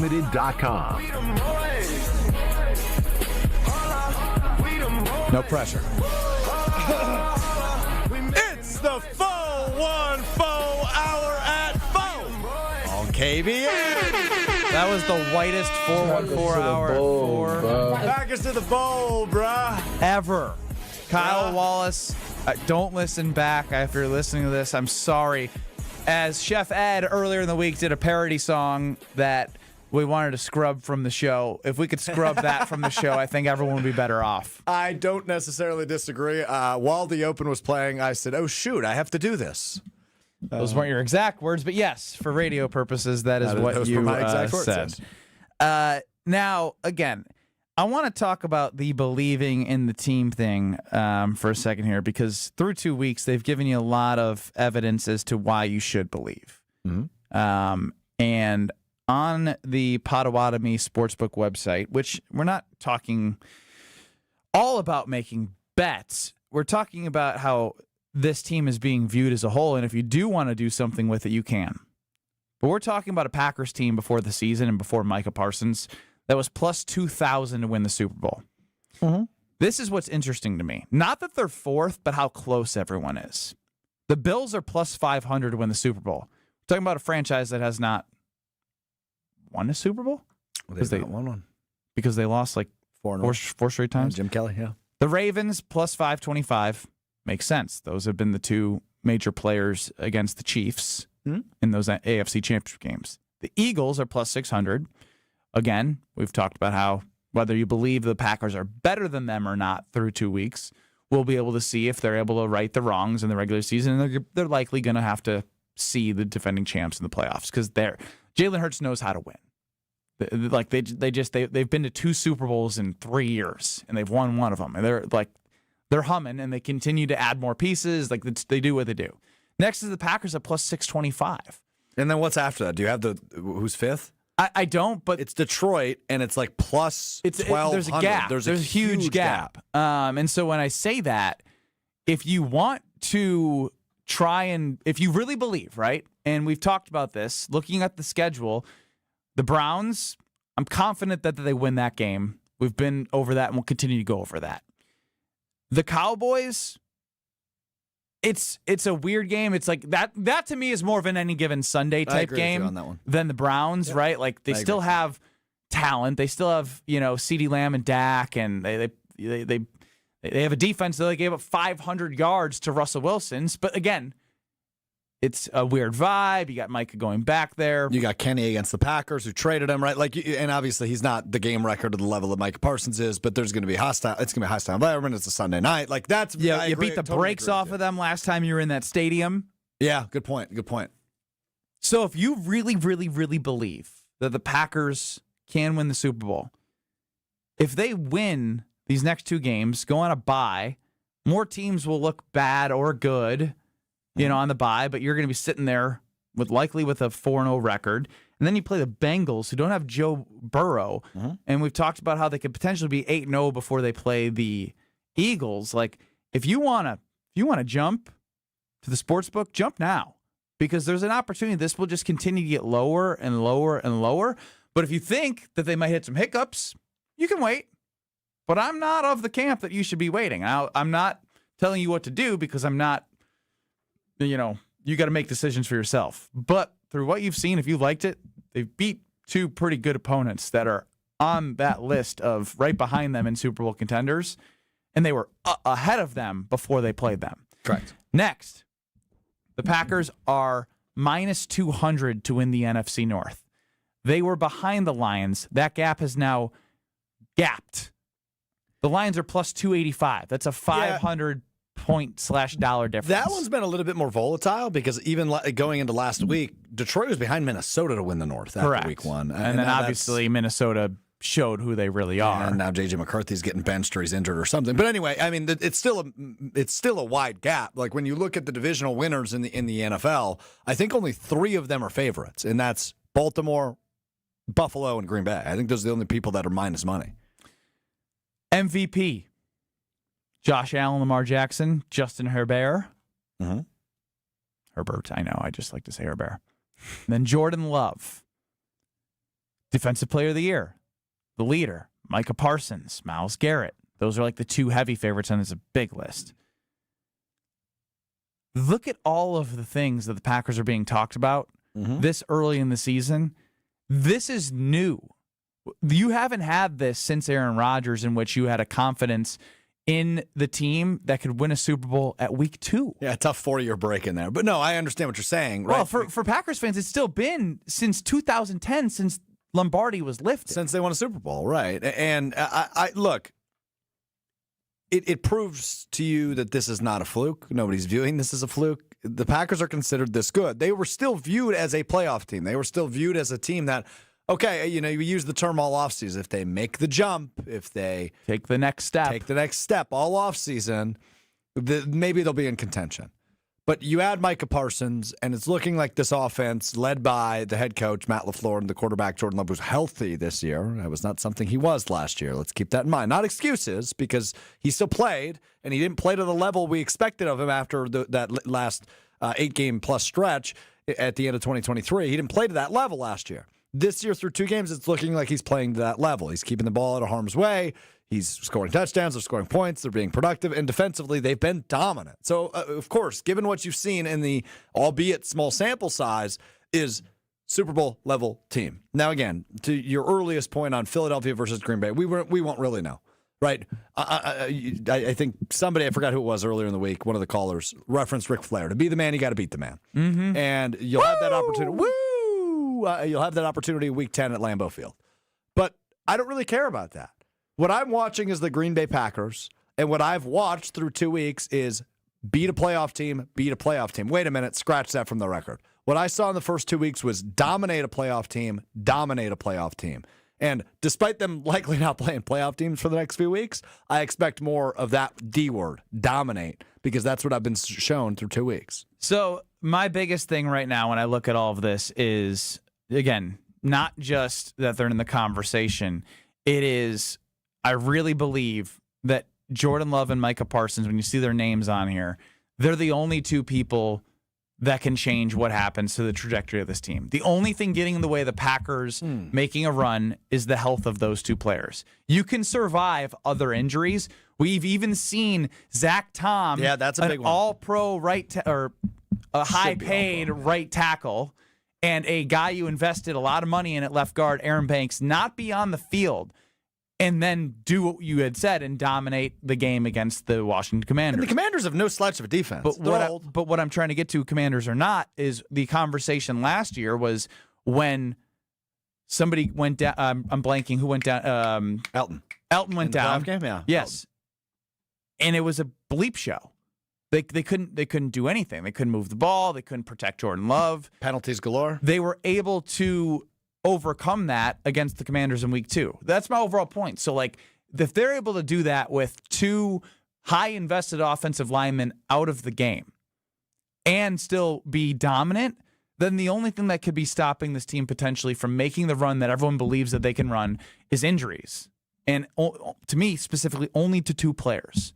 And obviously, it sucks having to talk about injuries at all, but I truly believe if Jordan Love is healthy and Micah Parsons, who's now off the injured list because his back is fine, and it was a really coy play by the Packers to have him have a back injury after the trade, those two are healthy. The Super Bowl is real. So I agree with you. I'd probably throw two more names in there, but not to the level of Love and Parsons. Because I think your ultimate point is correct. If those two stay healthy, they're in the conversation. They're in every game. Those are your two most impactful players. The two other names I'd throw out there, though, are Xavier McKinney on the back end of the defense and Josh Jacobs. Because I don't love the whole backup running back situation. And that's interesting. I actually disagree with the Xavier one because I think with Bullard and Evan Williams, you'd still be okay if your front four are good. But I agree. Josh Jacobs, he's a crucial part of this offense. How many times have we seen somebody on third down like catch a pass and make an impact that's not named Josh Jacobs? Like who's your go-to guy? And maybe it's a blessing or a curse. I don't know which one. There isn't one. You need other than it. Josh Jacobs, You, right? You need it, and I think over a 17-game season, Josh Jacobs loves contact. He loves football. He wants the ball every time. Yes, he does. But I don't know. You might need to spell him some time to make sure he's protected for the end of the year. So okay, I mean, if we land on those three names, I'm fine with that. You know, what I've seen out of Quay Walker and Edrin Cooper, and even Isaiah McDuffie, I'd throw out there as the third linebacker. If one of those three is hurt, I still feel good about the other two. Cornerbacks, it's kind of been anybody's guess. You didn't have Nate Hobbs in week 1. Keyshawn Nixon popped off in week 2. Javon Bullard's helping out in that room. Carrington Valentine's been good. So if one of those guys gets hurt, okay, I think you can survive. And you proved that in week 1 against Detroit. So, and then the offensive line, to your point, they've already proven it. Correct. Against a quality team. Yeah, I mean, it was a game and a half, really, right? Even that's second true. half against Detroit. Kennard came in for Tom. And receiver, I guess you'll have to continue to prove it, but they kind of already have. Yes. Watson hasn't played yet this year. Reed missed most of that game against Washington. Basically the whole thing. Yeah, on what should have been just and what could have been an awesome touchdown catch, but neither here nor there. So, yeah, I'm with you. Love, Parsons, Jacobs, those three stay healthy. I have a hard time believing my hope and my dreams will not be crushed. Chris chimes in with one. If Jenkins goes down long term, yeah, he thinks they're bleeped. I don't. Now, I don't love any other options at center, but Sean Ryan played it in the preseason. He was fine. And then you have Jordan Morgan as their sixth lineman who could play right guard, who obviously has rotated in there.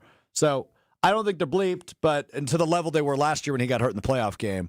But yeah, I think he's a super important piece. And again, I think that's a guy we talked about earlier in the show who could very well be an all-pro for them on that offensive line. So you'd rather your all-pro be on the field than off the field. It's crazy that it's not a pass rush, right?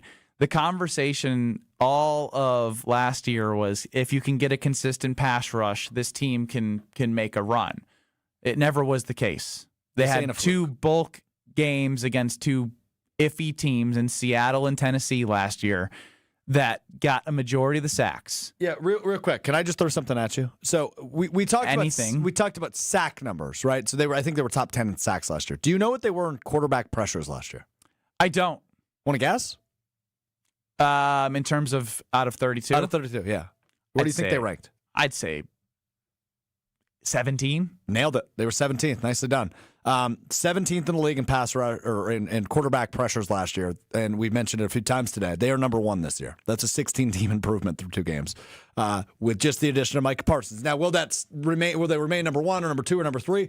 I don't know, but I would guess this is a top 5 unit throughout the year, just given the different guys they have on that line. So. They weren't great. I mean, we knew that was a bugaboo and maybe one of their biggest downfalls in 2024, but they go out and get Micah Parsons. It seems like Van Ness has progressed. It seems like Gary has progressed, but obviously with the addition of Parsons and how much that opens things up, this pass rush seems to be sustainable as long as Micah Parsons is on the field. And that's what makes this team already so early in the season on September 17th feel so different, is they can get after the quarterback. They know how to score points. Their quarterback's healthy. They have a workhorse back. They have different receiving options. You haven't even mentioned the guy who's number 1 on your top 10 gratitude list. Jeff Hafley? Yeah, they have Jeff Hafley pulling the strings. They have a future head coach pulling the strings. I mean, what is it going to take? But that's a great thing. I mean, let's just hope to God he does the Ben Johnson. He gets a bunch of job offers and says, actually, I want to go back.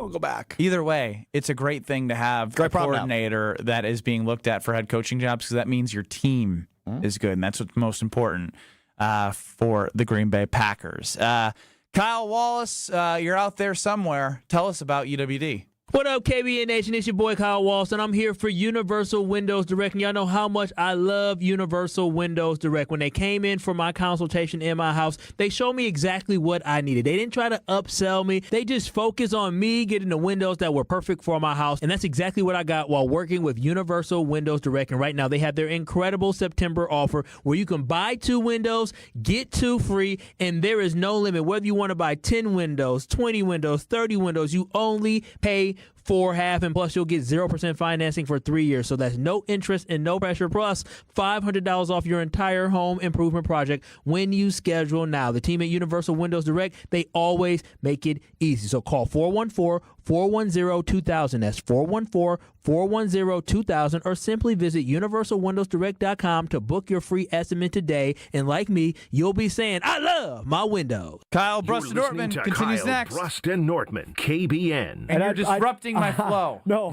your flow. Dang nabbit. Dang nabbit, I had a good flow. Gee golly willikers. On ESPN Wisconsin and the ESPN Wisconsin app. This is Kyle Brust and Nortman on ESPN Wisconsin and the ESPN Wisconsin app.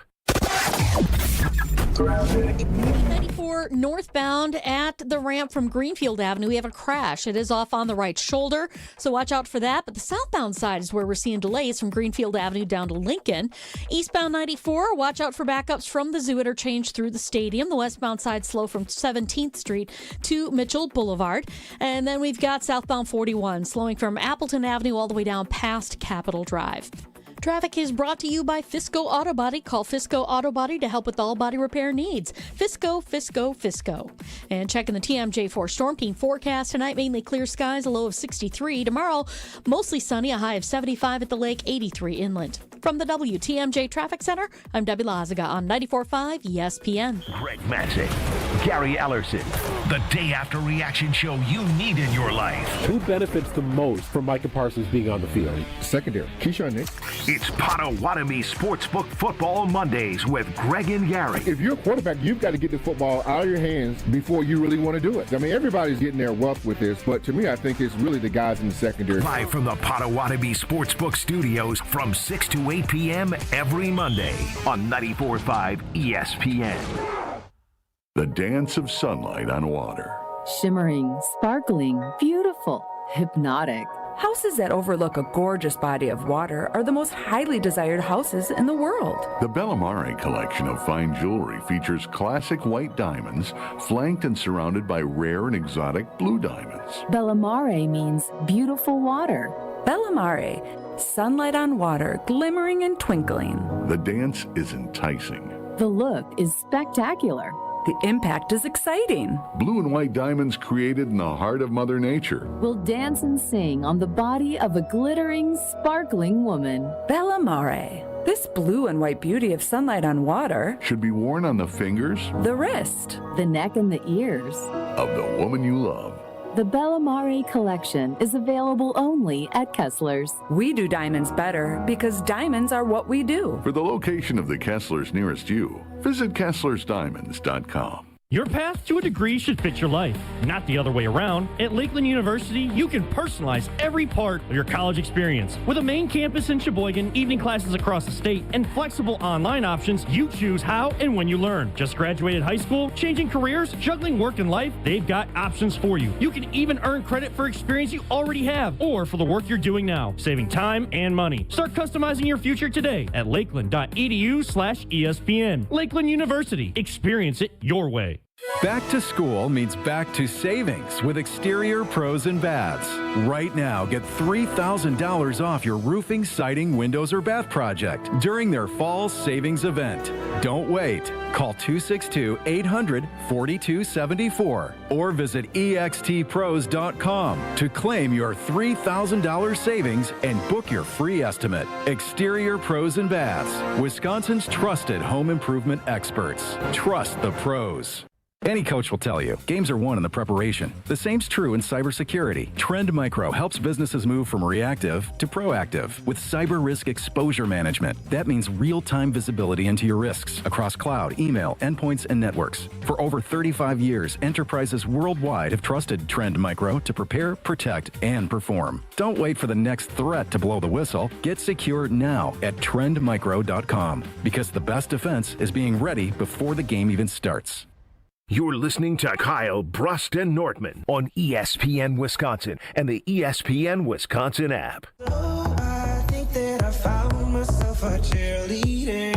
She is always right there when I need her. At this point, I think that I found myself a cheerleader. I am over thinking about the magic number 7.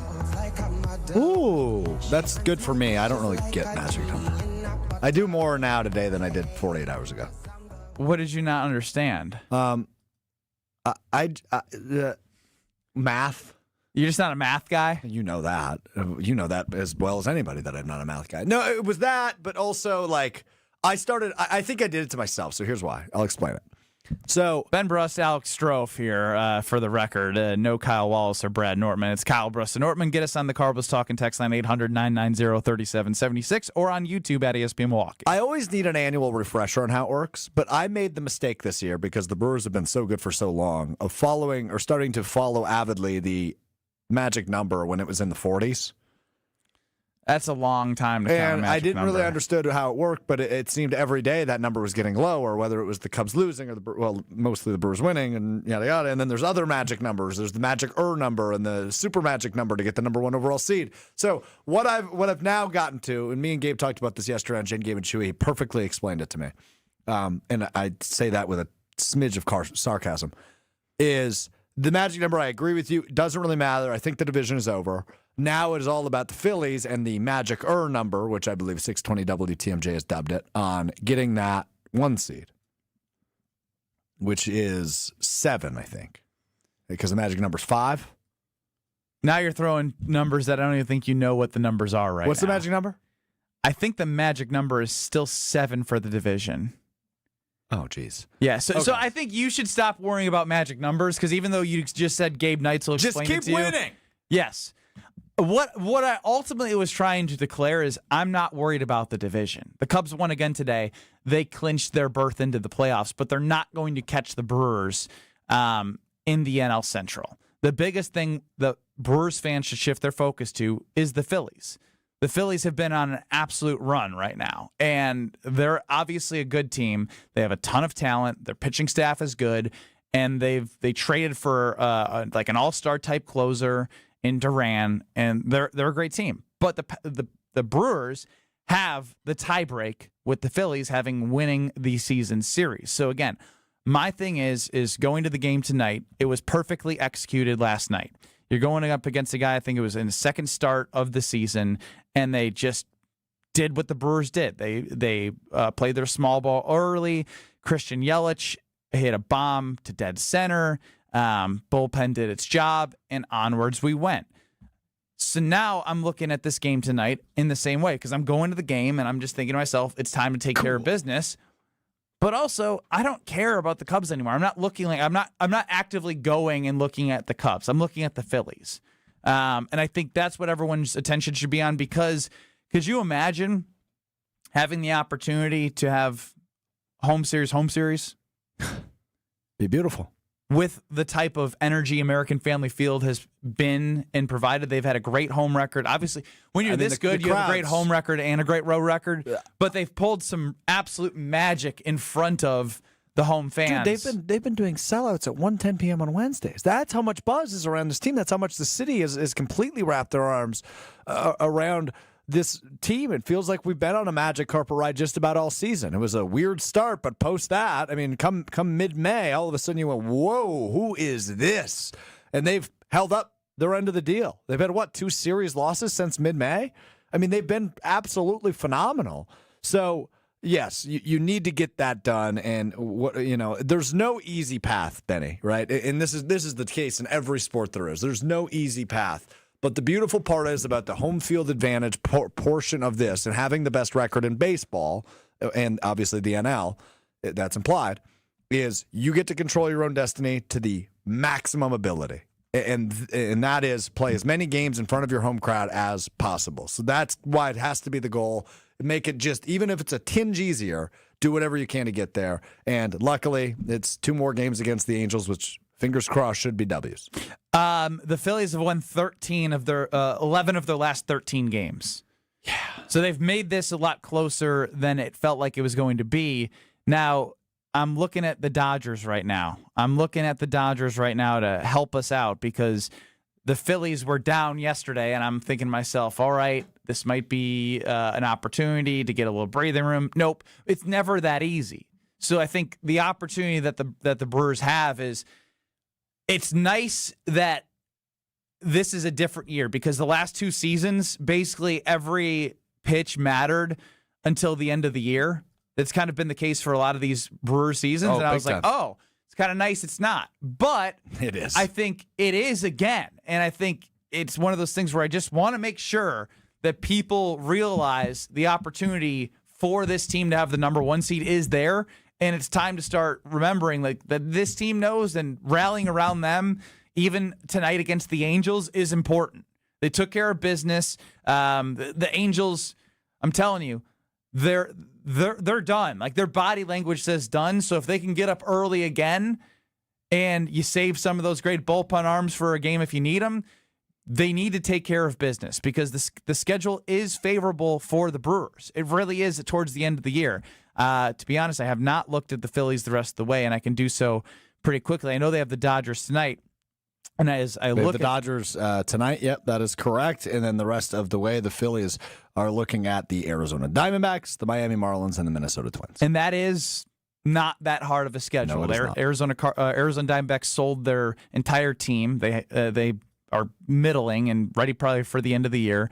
Miami's been middling, and Minnesota traded away a bunch of players at the deadline. The Brewers have a harder schedule, but I believe there is truth in the saying peaking at the right time. Now, I'm not making the case the Brewers peaked at the wrong time, because I think they've been peaking since May. But when you look at the road ahead, as you mentioned, Angels, Cardinals, Padres, Reds, that is a harder schedule than what the Phillies have coming up.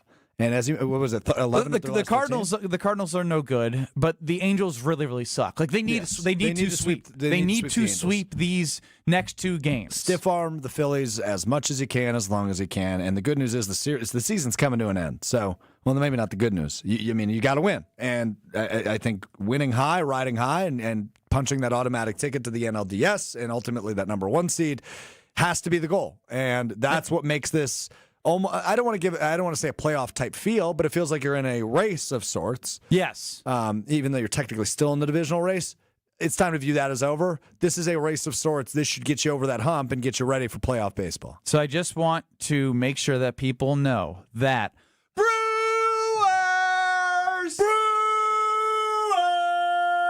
need all of your vibes and attention and cheering when you go to these games. Keep selling out the games. Keep showing up, because if you want the 14-game winning streak, the 3 8+ game winning streaks, the magic for Euchre, right? It was a sad ending to the season listening to Jeff Levering and Lane Grindle talk about Euchre on the Brewers Radio Network. It can be something different, and they have an opportunity to do so because we've seen what this team can do, and I feel like they're going under the radar a little bit too much because I blame Micah Parsons. It's Micah Parsons' fault, and let's hopefully wow. It's Micah Parsons' fault that the Brewers have kind of fallen under the radar a little bit because he's been that impactful. And the NFL's king. I mean, yes, ultimately it's the latter, but it is the Micah Parsons factor as well. He has become the story the last 3+ weeks in Wisconsin. But the Brewers are still the story, too. Brandon Woodruff, Jose Soriano, and a bunch of no names other than Trout, who's playing below his normal standard. They need to go get this one. And then tomorrow, Quinn Priester, who's an absolute diamond, who also deserves more credit than what he's like. I mean, I know locally, I'm saying nationally, Quinn Priester is a stud. I'm almost to the point where I have to just accept it's a coincidence. To a point. What coincidence? 18 starts in a row the Brewers have won. That is the franchise record, obviously. Mm-hmm. With Quinn Priester starting. Yeah, with Quinn Whether Priester it's starting. a win or loss for him, when he starts, the team wins. Well, it's never a loss for him because the team wins. But I'm saying in his win-loss record. But it can't be a loss if the team wins. I know, but he could also the team. Yes, you're right. Overthought that one. And the sexy picture of Chewy fell as you were trying to get to it. Look on YouTube at ESPN Milwaukee, at ESPN Madison, a shirtless photo of Chewy if you've never seen it. Unbelievable. Anyway, so I here's where I'm at. And I hope this is, and you saw it in the celebration almost, the weird celebration Euchre letter, but how calm and classy that celebration was for the Brewers after they had clinched a playoff spot again this year, is that didn't look like a team that was celebrating. That looked like a team that said, this is just the first of hopefully many celebrations to come over the course of the next month and a half. The Cubs sprayed champagne today. Oh, I saw the that. Brewers poured theirs and drank it like they knew flutes. they had another mission. They have several more missions. And obviously winning the division is one of them. And then ultimately getting the 1 seed is one of them. And hopefully winning the NLCS for the first time I guess a championship series, we should say, in 40+ years, should be the next mission. And then ultimately it's to win the World Series for the first time in franchise history. But it needs to be treated like playoffs from here on out, because losses only hurt you from this point forward, whether it be for the 1 seed and then ultimately in the playoff series. Losses only hurt you. That needs to be the mindset from this point forward for this Brewers team. It's a good way to put it. I mean, it's obviously very simply put, but I mean, when you're in a baseball season, you know losses happen, but you're at the point in the season where they genuinely hurt your ability to do something you've never done as a franchise. Speaking of American Family Field, which I will be at today, Strofe will be at tomorrow. If you're looking for American Family Insurance back service, Grimal & Associates has you covered. Because Grimal & Associates Insurance, they specialize in that cover that's tailored to you. They work with you as people. You know, it's not just like, oh, you're another client. No, you are part of the Grimal & Associates community that's been serving the greater Milwaukee area for over 30 years. And so they're going to give your expert guidance and they're going to give everything you need. But there's a genuine care and a connection between them and you that you're going to feel when you work with the entire team at Grimal & Associates. So connect with them at Grimal & Associates at teamgrimal.com. That's team GRAMOLL.com. teamgrimal.com. Brewers!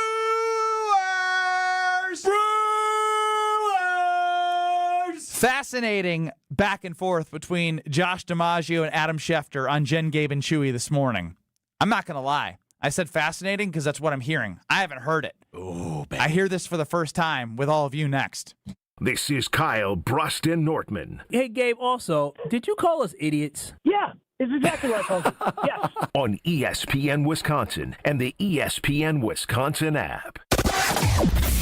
Southbound Westbound on 43, we are seeing those backups from Capitol Drive all the way down through the Marquette to the KK River. Northbound is slowing through the Marquette all the way up to Locust, so be careful with that.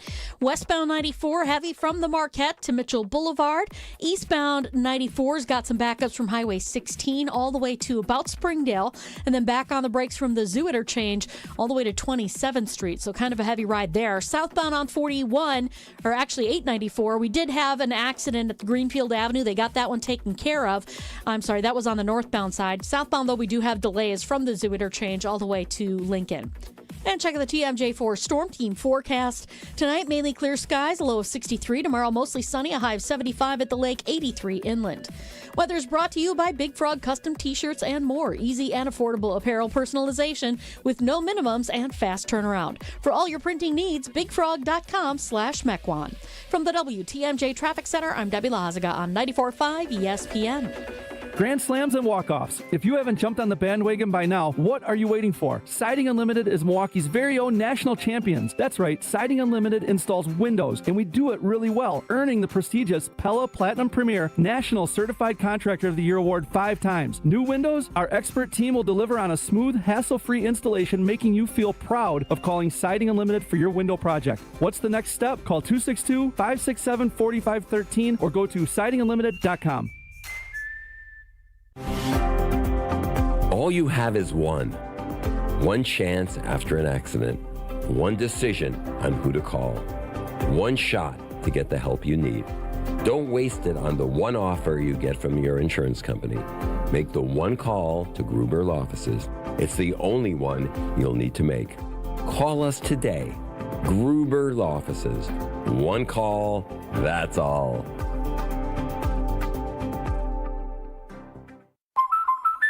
Hey, Drew and Jonathan Scott here. Build a customized renter's policy with American Family Insurance so you can protect your tandem bike on the go.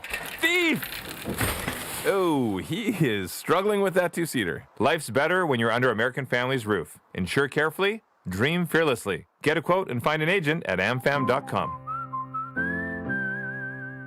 Some exclusions may apply. Products not available in every state. American Family Mutual Insurance Company, SI and its operating companies. 6000 American Parkway, Madison, Wisconsin. We love the Packers. We bleed green and gold.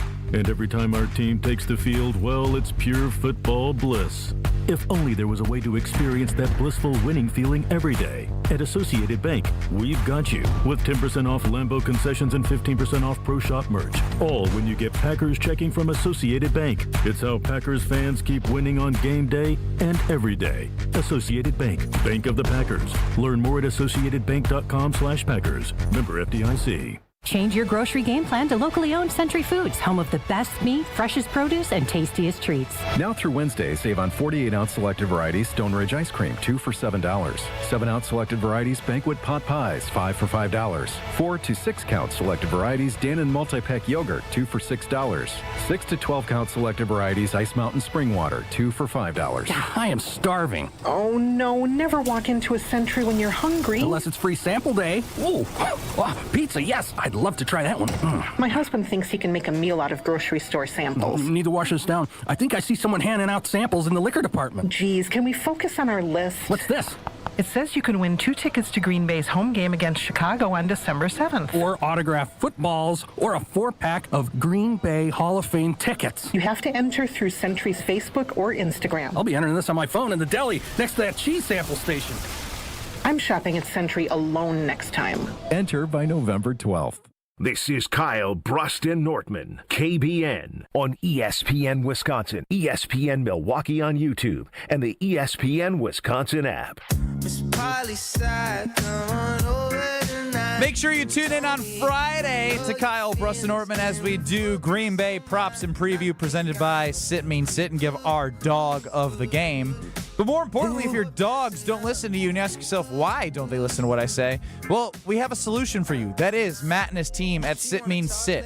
They can help you have a happy, confident, and obedient dog. So contact Sit Means Sit Dog Training in Milwaukee or Waukesha. You can schedule that free consultation, see what the needs are, and they will help you out. SitMeansSit.com and check out the Milwaukee and Waukesha pages.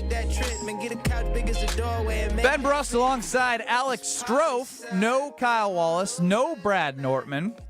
Chris Larson's running the show, and I guess something happened this morning on Jen, Gabe, and Chewy between Josh DiMaggio and Adam Schefter, the Adam Schefter. The Adam Schefter, and not the Josh DiMaggio, just Josh DiMaggio. Yeah, just Joshy.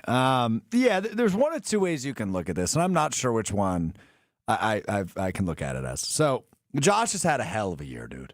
Right, from salvaging porch fires in his neighborhood to at one point he won a random company drawing a couple months ago where he won $1,000.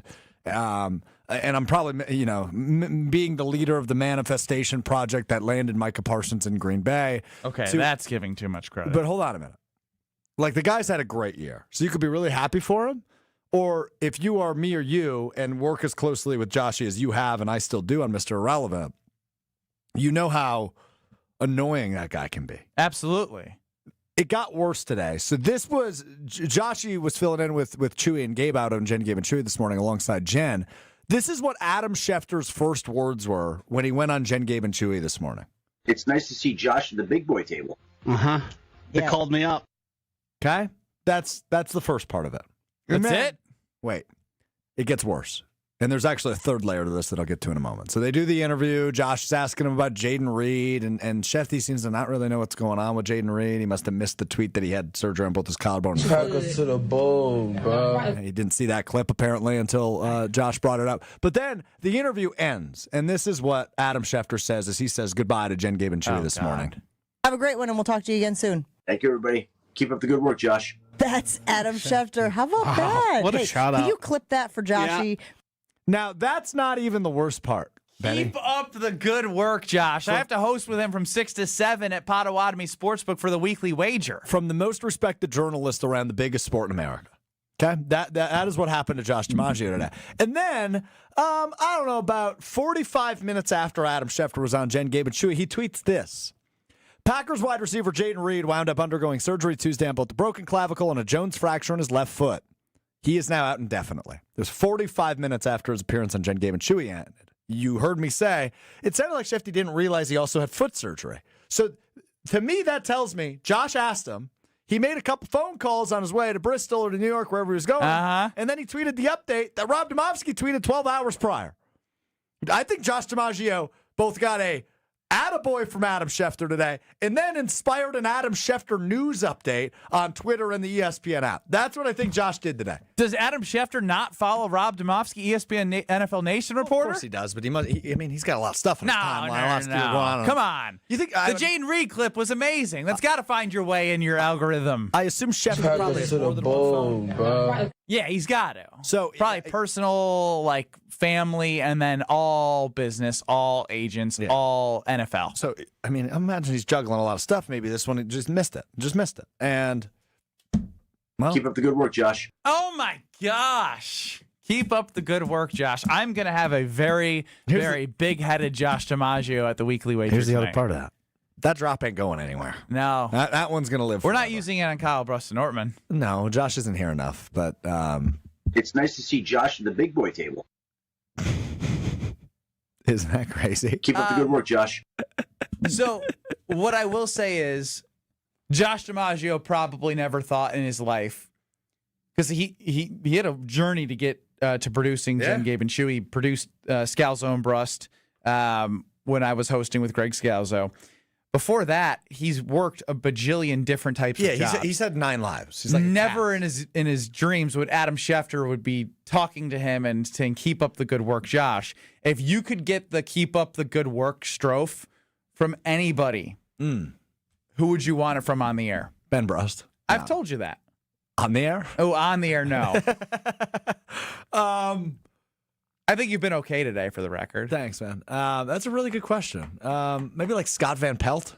Love Van Pelt. SVP's the man. That's probably my answer. It's a good answer. Yeah. Keep up the good work, Alex. Yeah, if he said that to me, that would be great. When Rich Eisen said to me and Tony Cartagena during our Micah Parsons schedule, it was a pleasure to hang out with you boys, I think is what he said. I was like, that's cool.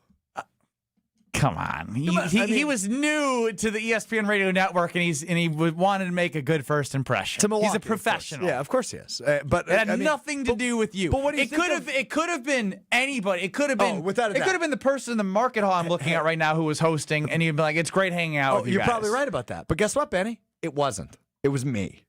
and Tony, who will be here on Friday. Keep up the good work, Alex.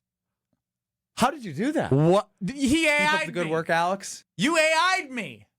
No, I was just recording you. So I just grabbed it because he said, who do you want to say keep up the good work, Alex, to? So just Save that. No, Save that. no, Keep no, up no, the good work, no, Alex. no, no. That's so good. That's so good. So no, but that's mischaracterization. Okay, that's not. You try to use that word. That's slander. That's definitely not slander. That is misrepresentation. Yeah, maybe. that's mischaracterization, misrepresentation, same thing. Okay, lawyer Ben. No, I mean, just like you calling me a good producer and saying you got schooled by the producer, it's just going to get added to that. Just giving Strofe more material when he's. I can't wait for you to be producing again. I don't like sitting this close to you. Yeah, you do. I smell nice. I brought the opinions. I don't know. I thought why. we've had a fun show. Maybe, but I still like when you're behind the glass. I like my distance from you. No, we've had a good 3 hours together. Now, maybe tomorrow at this point, you might definitely feel that way. Will I break and yell at Alex Strofe tomorrow? I think the answer is yes. Yeah, it's a miracle you haven't already. And by the way, you only got like 25 minutes of me in show prep today, which is typically an hour long because I had Mr. Irrelevant Monday, Wednesday, Friday, 12:30 to 1:30. So you're saying you're going to be even better tomorrow. Way to set the expectations high. I love it. I'm going to be better, but also you're just going to spend more time with me is what I'm ultimately trying to say. Oh, that actually And could trigger, me cracking tomorrow. Keep up the good work, Alex. I'm glad Homer's here. I can't wait to talk to him coming up next. All right, we'll talk to Homer on Crosstalk next. This is Kyle, Brust, and Nortman, KBN. Homer. This might be the dumbest thing that he has to have said in his career. On ESPN Wisconsin and the ESPN Wisconsin app. On this show, it's always football season. This NFC North is a two-team race, period. I've seen enough. I thought it, I believed it, and now I've seen enough. Wilde and Tausch, presented by Pella Windows and Doors of Wisconsin. I've watched Minnesota struggle for 7 out of 8 quarters. Their offense stinks. I think there's going to be some very angry wide receivers. Weekdays from 9 to noon on 94.5 ESPN, ESPN Milwaukee's YouTube channel, and the ESPN Wisconsin app. Let's get the latest from Lambeau. This is your green and gold fix on 94.5 ESPN. Brought to you by Tri-City National Bank. Tri-City National Bank offers a full suite of personal and business banking products at more than 25 convenient locations. Open your account today at the community bank that's Milwaukee's best bank. Learn more at tcnb.com. Preparations continue for the Green Bay Packers as they get ready for their first road game of the season Sunday in Cleveland against the 0-2 Browns. Quarterback Jordan Love joined the Rich Eisen Show on Tuesday and potentially foreshadowed things to come for the Packers offense. The fun part about it is there's still plays that we haven't hit on. Some really big explosive plays that, once we start hitting those, we're going to take off. I imagine part of that plan is rookie wide receiver Matthew Golden, who only has 2 catches for 16 yards through the first 2 weeks of his NFL career. This has been your green and gold fix on 94.5 ESPN. Brought to you by Tri-City National Bank, your hometown bank. Family's bigger? Out of space? We can help you find a new place. Just make Tri-City your first call. We're here to help, loan large or small. Tri-City National Bank, equal housing lender, NMLS 433891. Come catch the final battle of the regular season when the Brewers host the Reds Friday, September 26th through Sunday, September 28th. We're celebrating the best fans in the game on Saturday, the 27th at Fan Appreciation Night, presented by Toyota. Plus, if you're one of the first 30,000 fans through the gates, you'll take home a Brewers tumbler giveaway too, presented by Quick Trip. Come close out the regular season with the crew. Get your seats today at brewers.com/tickets. This is an ad by BetterHelp. Cold plunges, better sleep, a gym buddy. How do you know what has the biggest impact for an active body and mind? With BetterHelp, you can talk with real, qualified therapists, not AI. With a 4.9-star rating, BetterHelp understands mental wellness shouldn't be tougher than a workout. Their therapists can figure out what's best for you. And yeah, it might involve a cold plunge. Visit BetterHelp.com, code TIMEOUT for 10% off your first month. That's BetterHelp, HELP.com, code TIMEOUT. Oh no, there's only seltzer left, and it's passionberry almond fruit? Who comes up with these? Kick the aluminum can to the curb and mix up a cocktail you actually want with Tito's. It tastes great, it's gluten-free, and it's available in a variety of sizes for your convenience. The flavor abilities are endless. Tito's Handmade Vodka, the official spirit of whatever you want to drink. Distilled and bottled by 5th Generation Inc., Austin, Texas. 40% alcohol by volume. Savor responsibly. Hey, it's Kyle Wallace. September is here and the kids are back in school. Vacations are winding down. And for a lot of us, that means one thing: time to refocus on the house. Buy 2 windows, get 2 free, no limit. And to make it even easier, you'll get 0% financing for 3 years. So no interest and no pressure. Don't wait for the first freeze to realize your windows aren't cutting it. Call 414-410-2000 or visit universalwindowsdirect.com to book your free estimate today. You'll be ahead of the game, and like me, you'll be saying, I love my windows. Stay up to date on the green and gold all season. The Green and Gold Fix podcast is brought to you by Potawatomi Casino Hotel. Luxury stay, elite play, unwind in sophisticated comfort. Win big, dine, and experience the events in Milwaukee. You're listening to Kyle, Brust, and Nortman on ESPN Wisconsin and the ESPN Wisconsin app. Radio legend. I don't care. I wanted to talk to Brent Musburger. That was for my own personal benefit. I hope other people enjoyed it, but I wish I was Brent Musburger. How about that? Voice of Marquette basketball. Joplin to the basket. Oh, wow. He dunks it. Hammer time. And owner of the most famous catchphrase, at least in this building. Oh, baby, that's sweet. It's time for Uncle Homer on Kyle, Brust, and Nortman. Joining us now on Kyle, Brust, Nortman with Alex Strofe in for the Nortman and the Kyle is Homer of the Homer Hour from 5 to 6. What's going on, Homer? I said it on Twitter. The Tauscher thing, either he's hurt or he did it on purpose. There's no other option. Homer. Yes. He just biffed it. No. Like, that's like saying he couldn't breathe. I would say of your 2 options. That's dramatic. What did you say? No, that's how. Well, but if he just had a bad day, he didn't breathe. It's like this is like Ben Brust at the age of whatever shooting a free throw and bouncing it halfway to the basket. Ain't ever happening. I'd have to be injured or not breathing? Correct. No, it's like him airballing a free throw after not warming up. When's the last time do you believe... Airball? He didn't airball But a free throw. hold on. When is the last time you believe Mark Tauscher threw a pitch from 60 feet out? I don't care. I do. Then you don't understand, and you clearly don't, understand a level of athleticism that's at a level where you can do it. How many times does he practice breathing? Oh, no, because he doesn't need to. And he doesn't need to practice throwing a ball. So I ultimately agree with the point you're making, which is Tausch is a freak athlete on a level that very few people in the world have ever achieved, right? We can agree on that. No, I mean, he's great in one sport, but he's gifted in a lot of sports of which he's played. Okay. So that you can't say, well, he's a football player. No. He's shown an amazing ability in any sport he's ever taken. Baseball, one of which he played at a very young age and played fine. You can throw 40 forever. years ago. I don't care if it's 100 years. You can throw a baseball. I don't care if it's 100 years. You can let go of a baseball late 40 years. What I can add to this is ever. Not like that. After listening to Tausch talk about it, I don't think he did it for on purpose for content. I agree with that. I don't. I think it's more likely that his body is, his shoulder probably wasn't ready for it. That's possible. It's a body thing. Of your 2 scenarios, it would be that he got up there and he didn't warm up, and next thing you know, bright lights are on, and I would ask the is same my thing shoulder ready? If you had to shoot a free throw, yes, you could miss the rim, bounce it halfway to the basket. Come on. It was pretty early on the grass. Didn't make it to the dirt. It was on the grass. It was pretty early. It was pretty early on the grass. Come on. The Strofe has a flaw in saying it was a misfire. It was.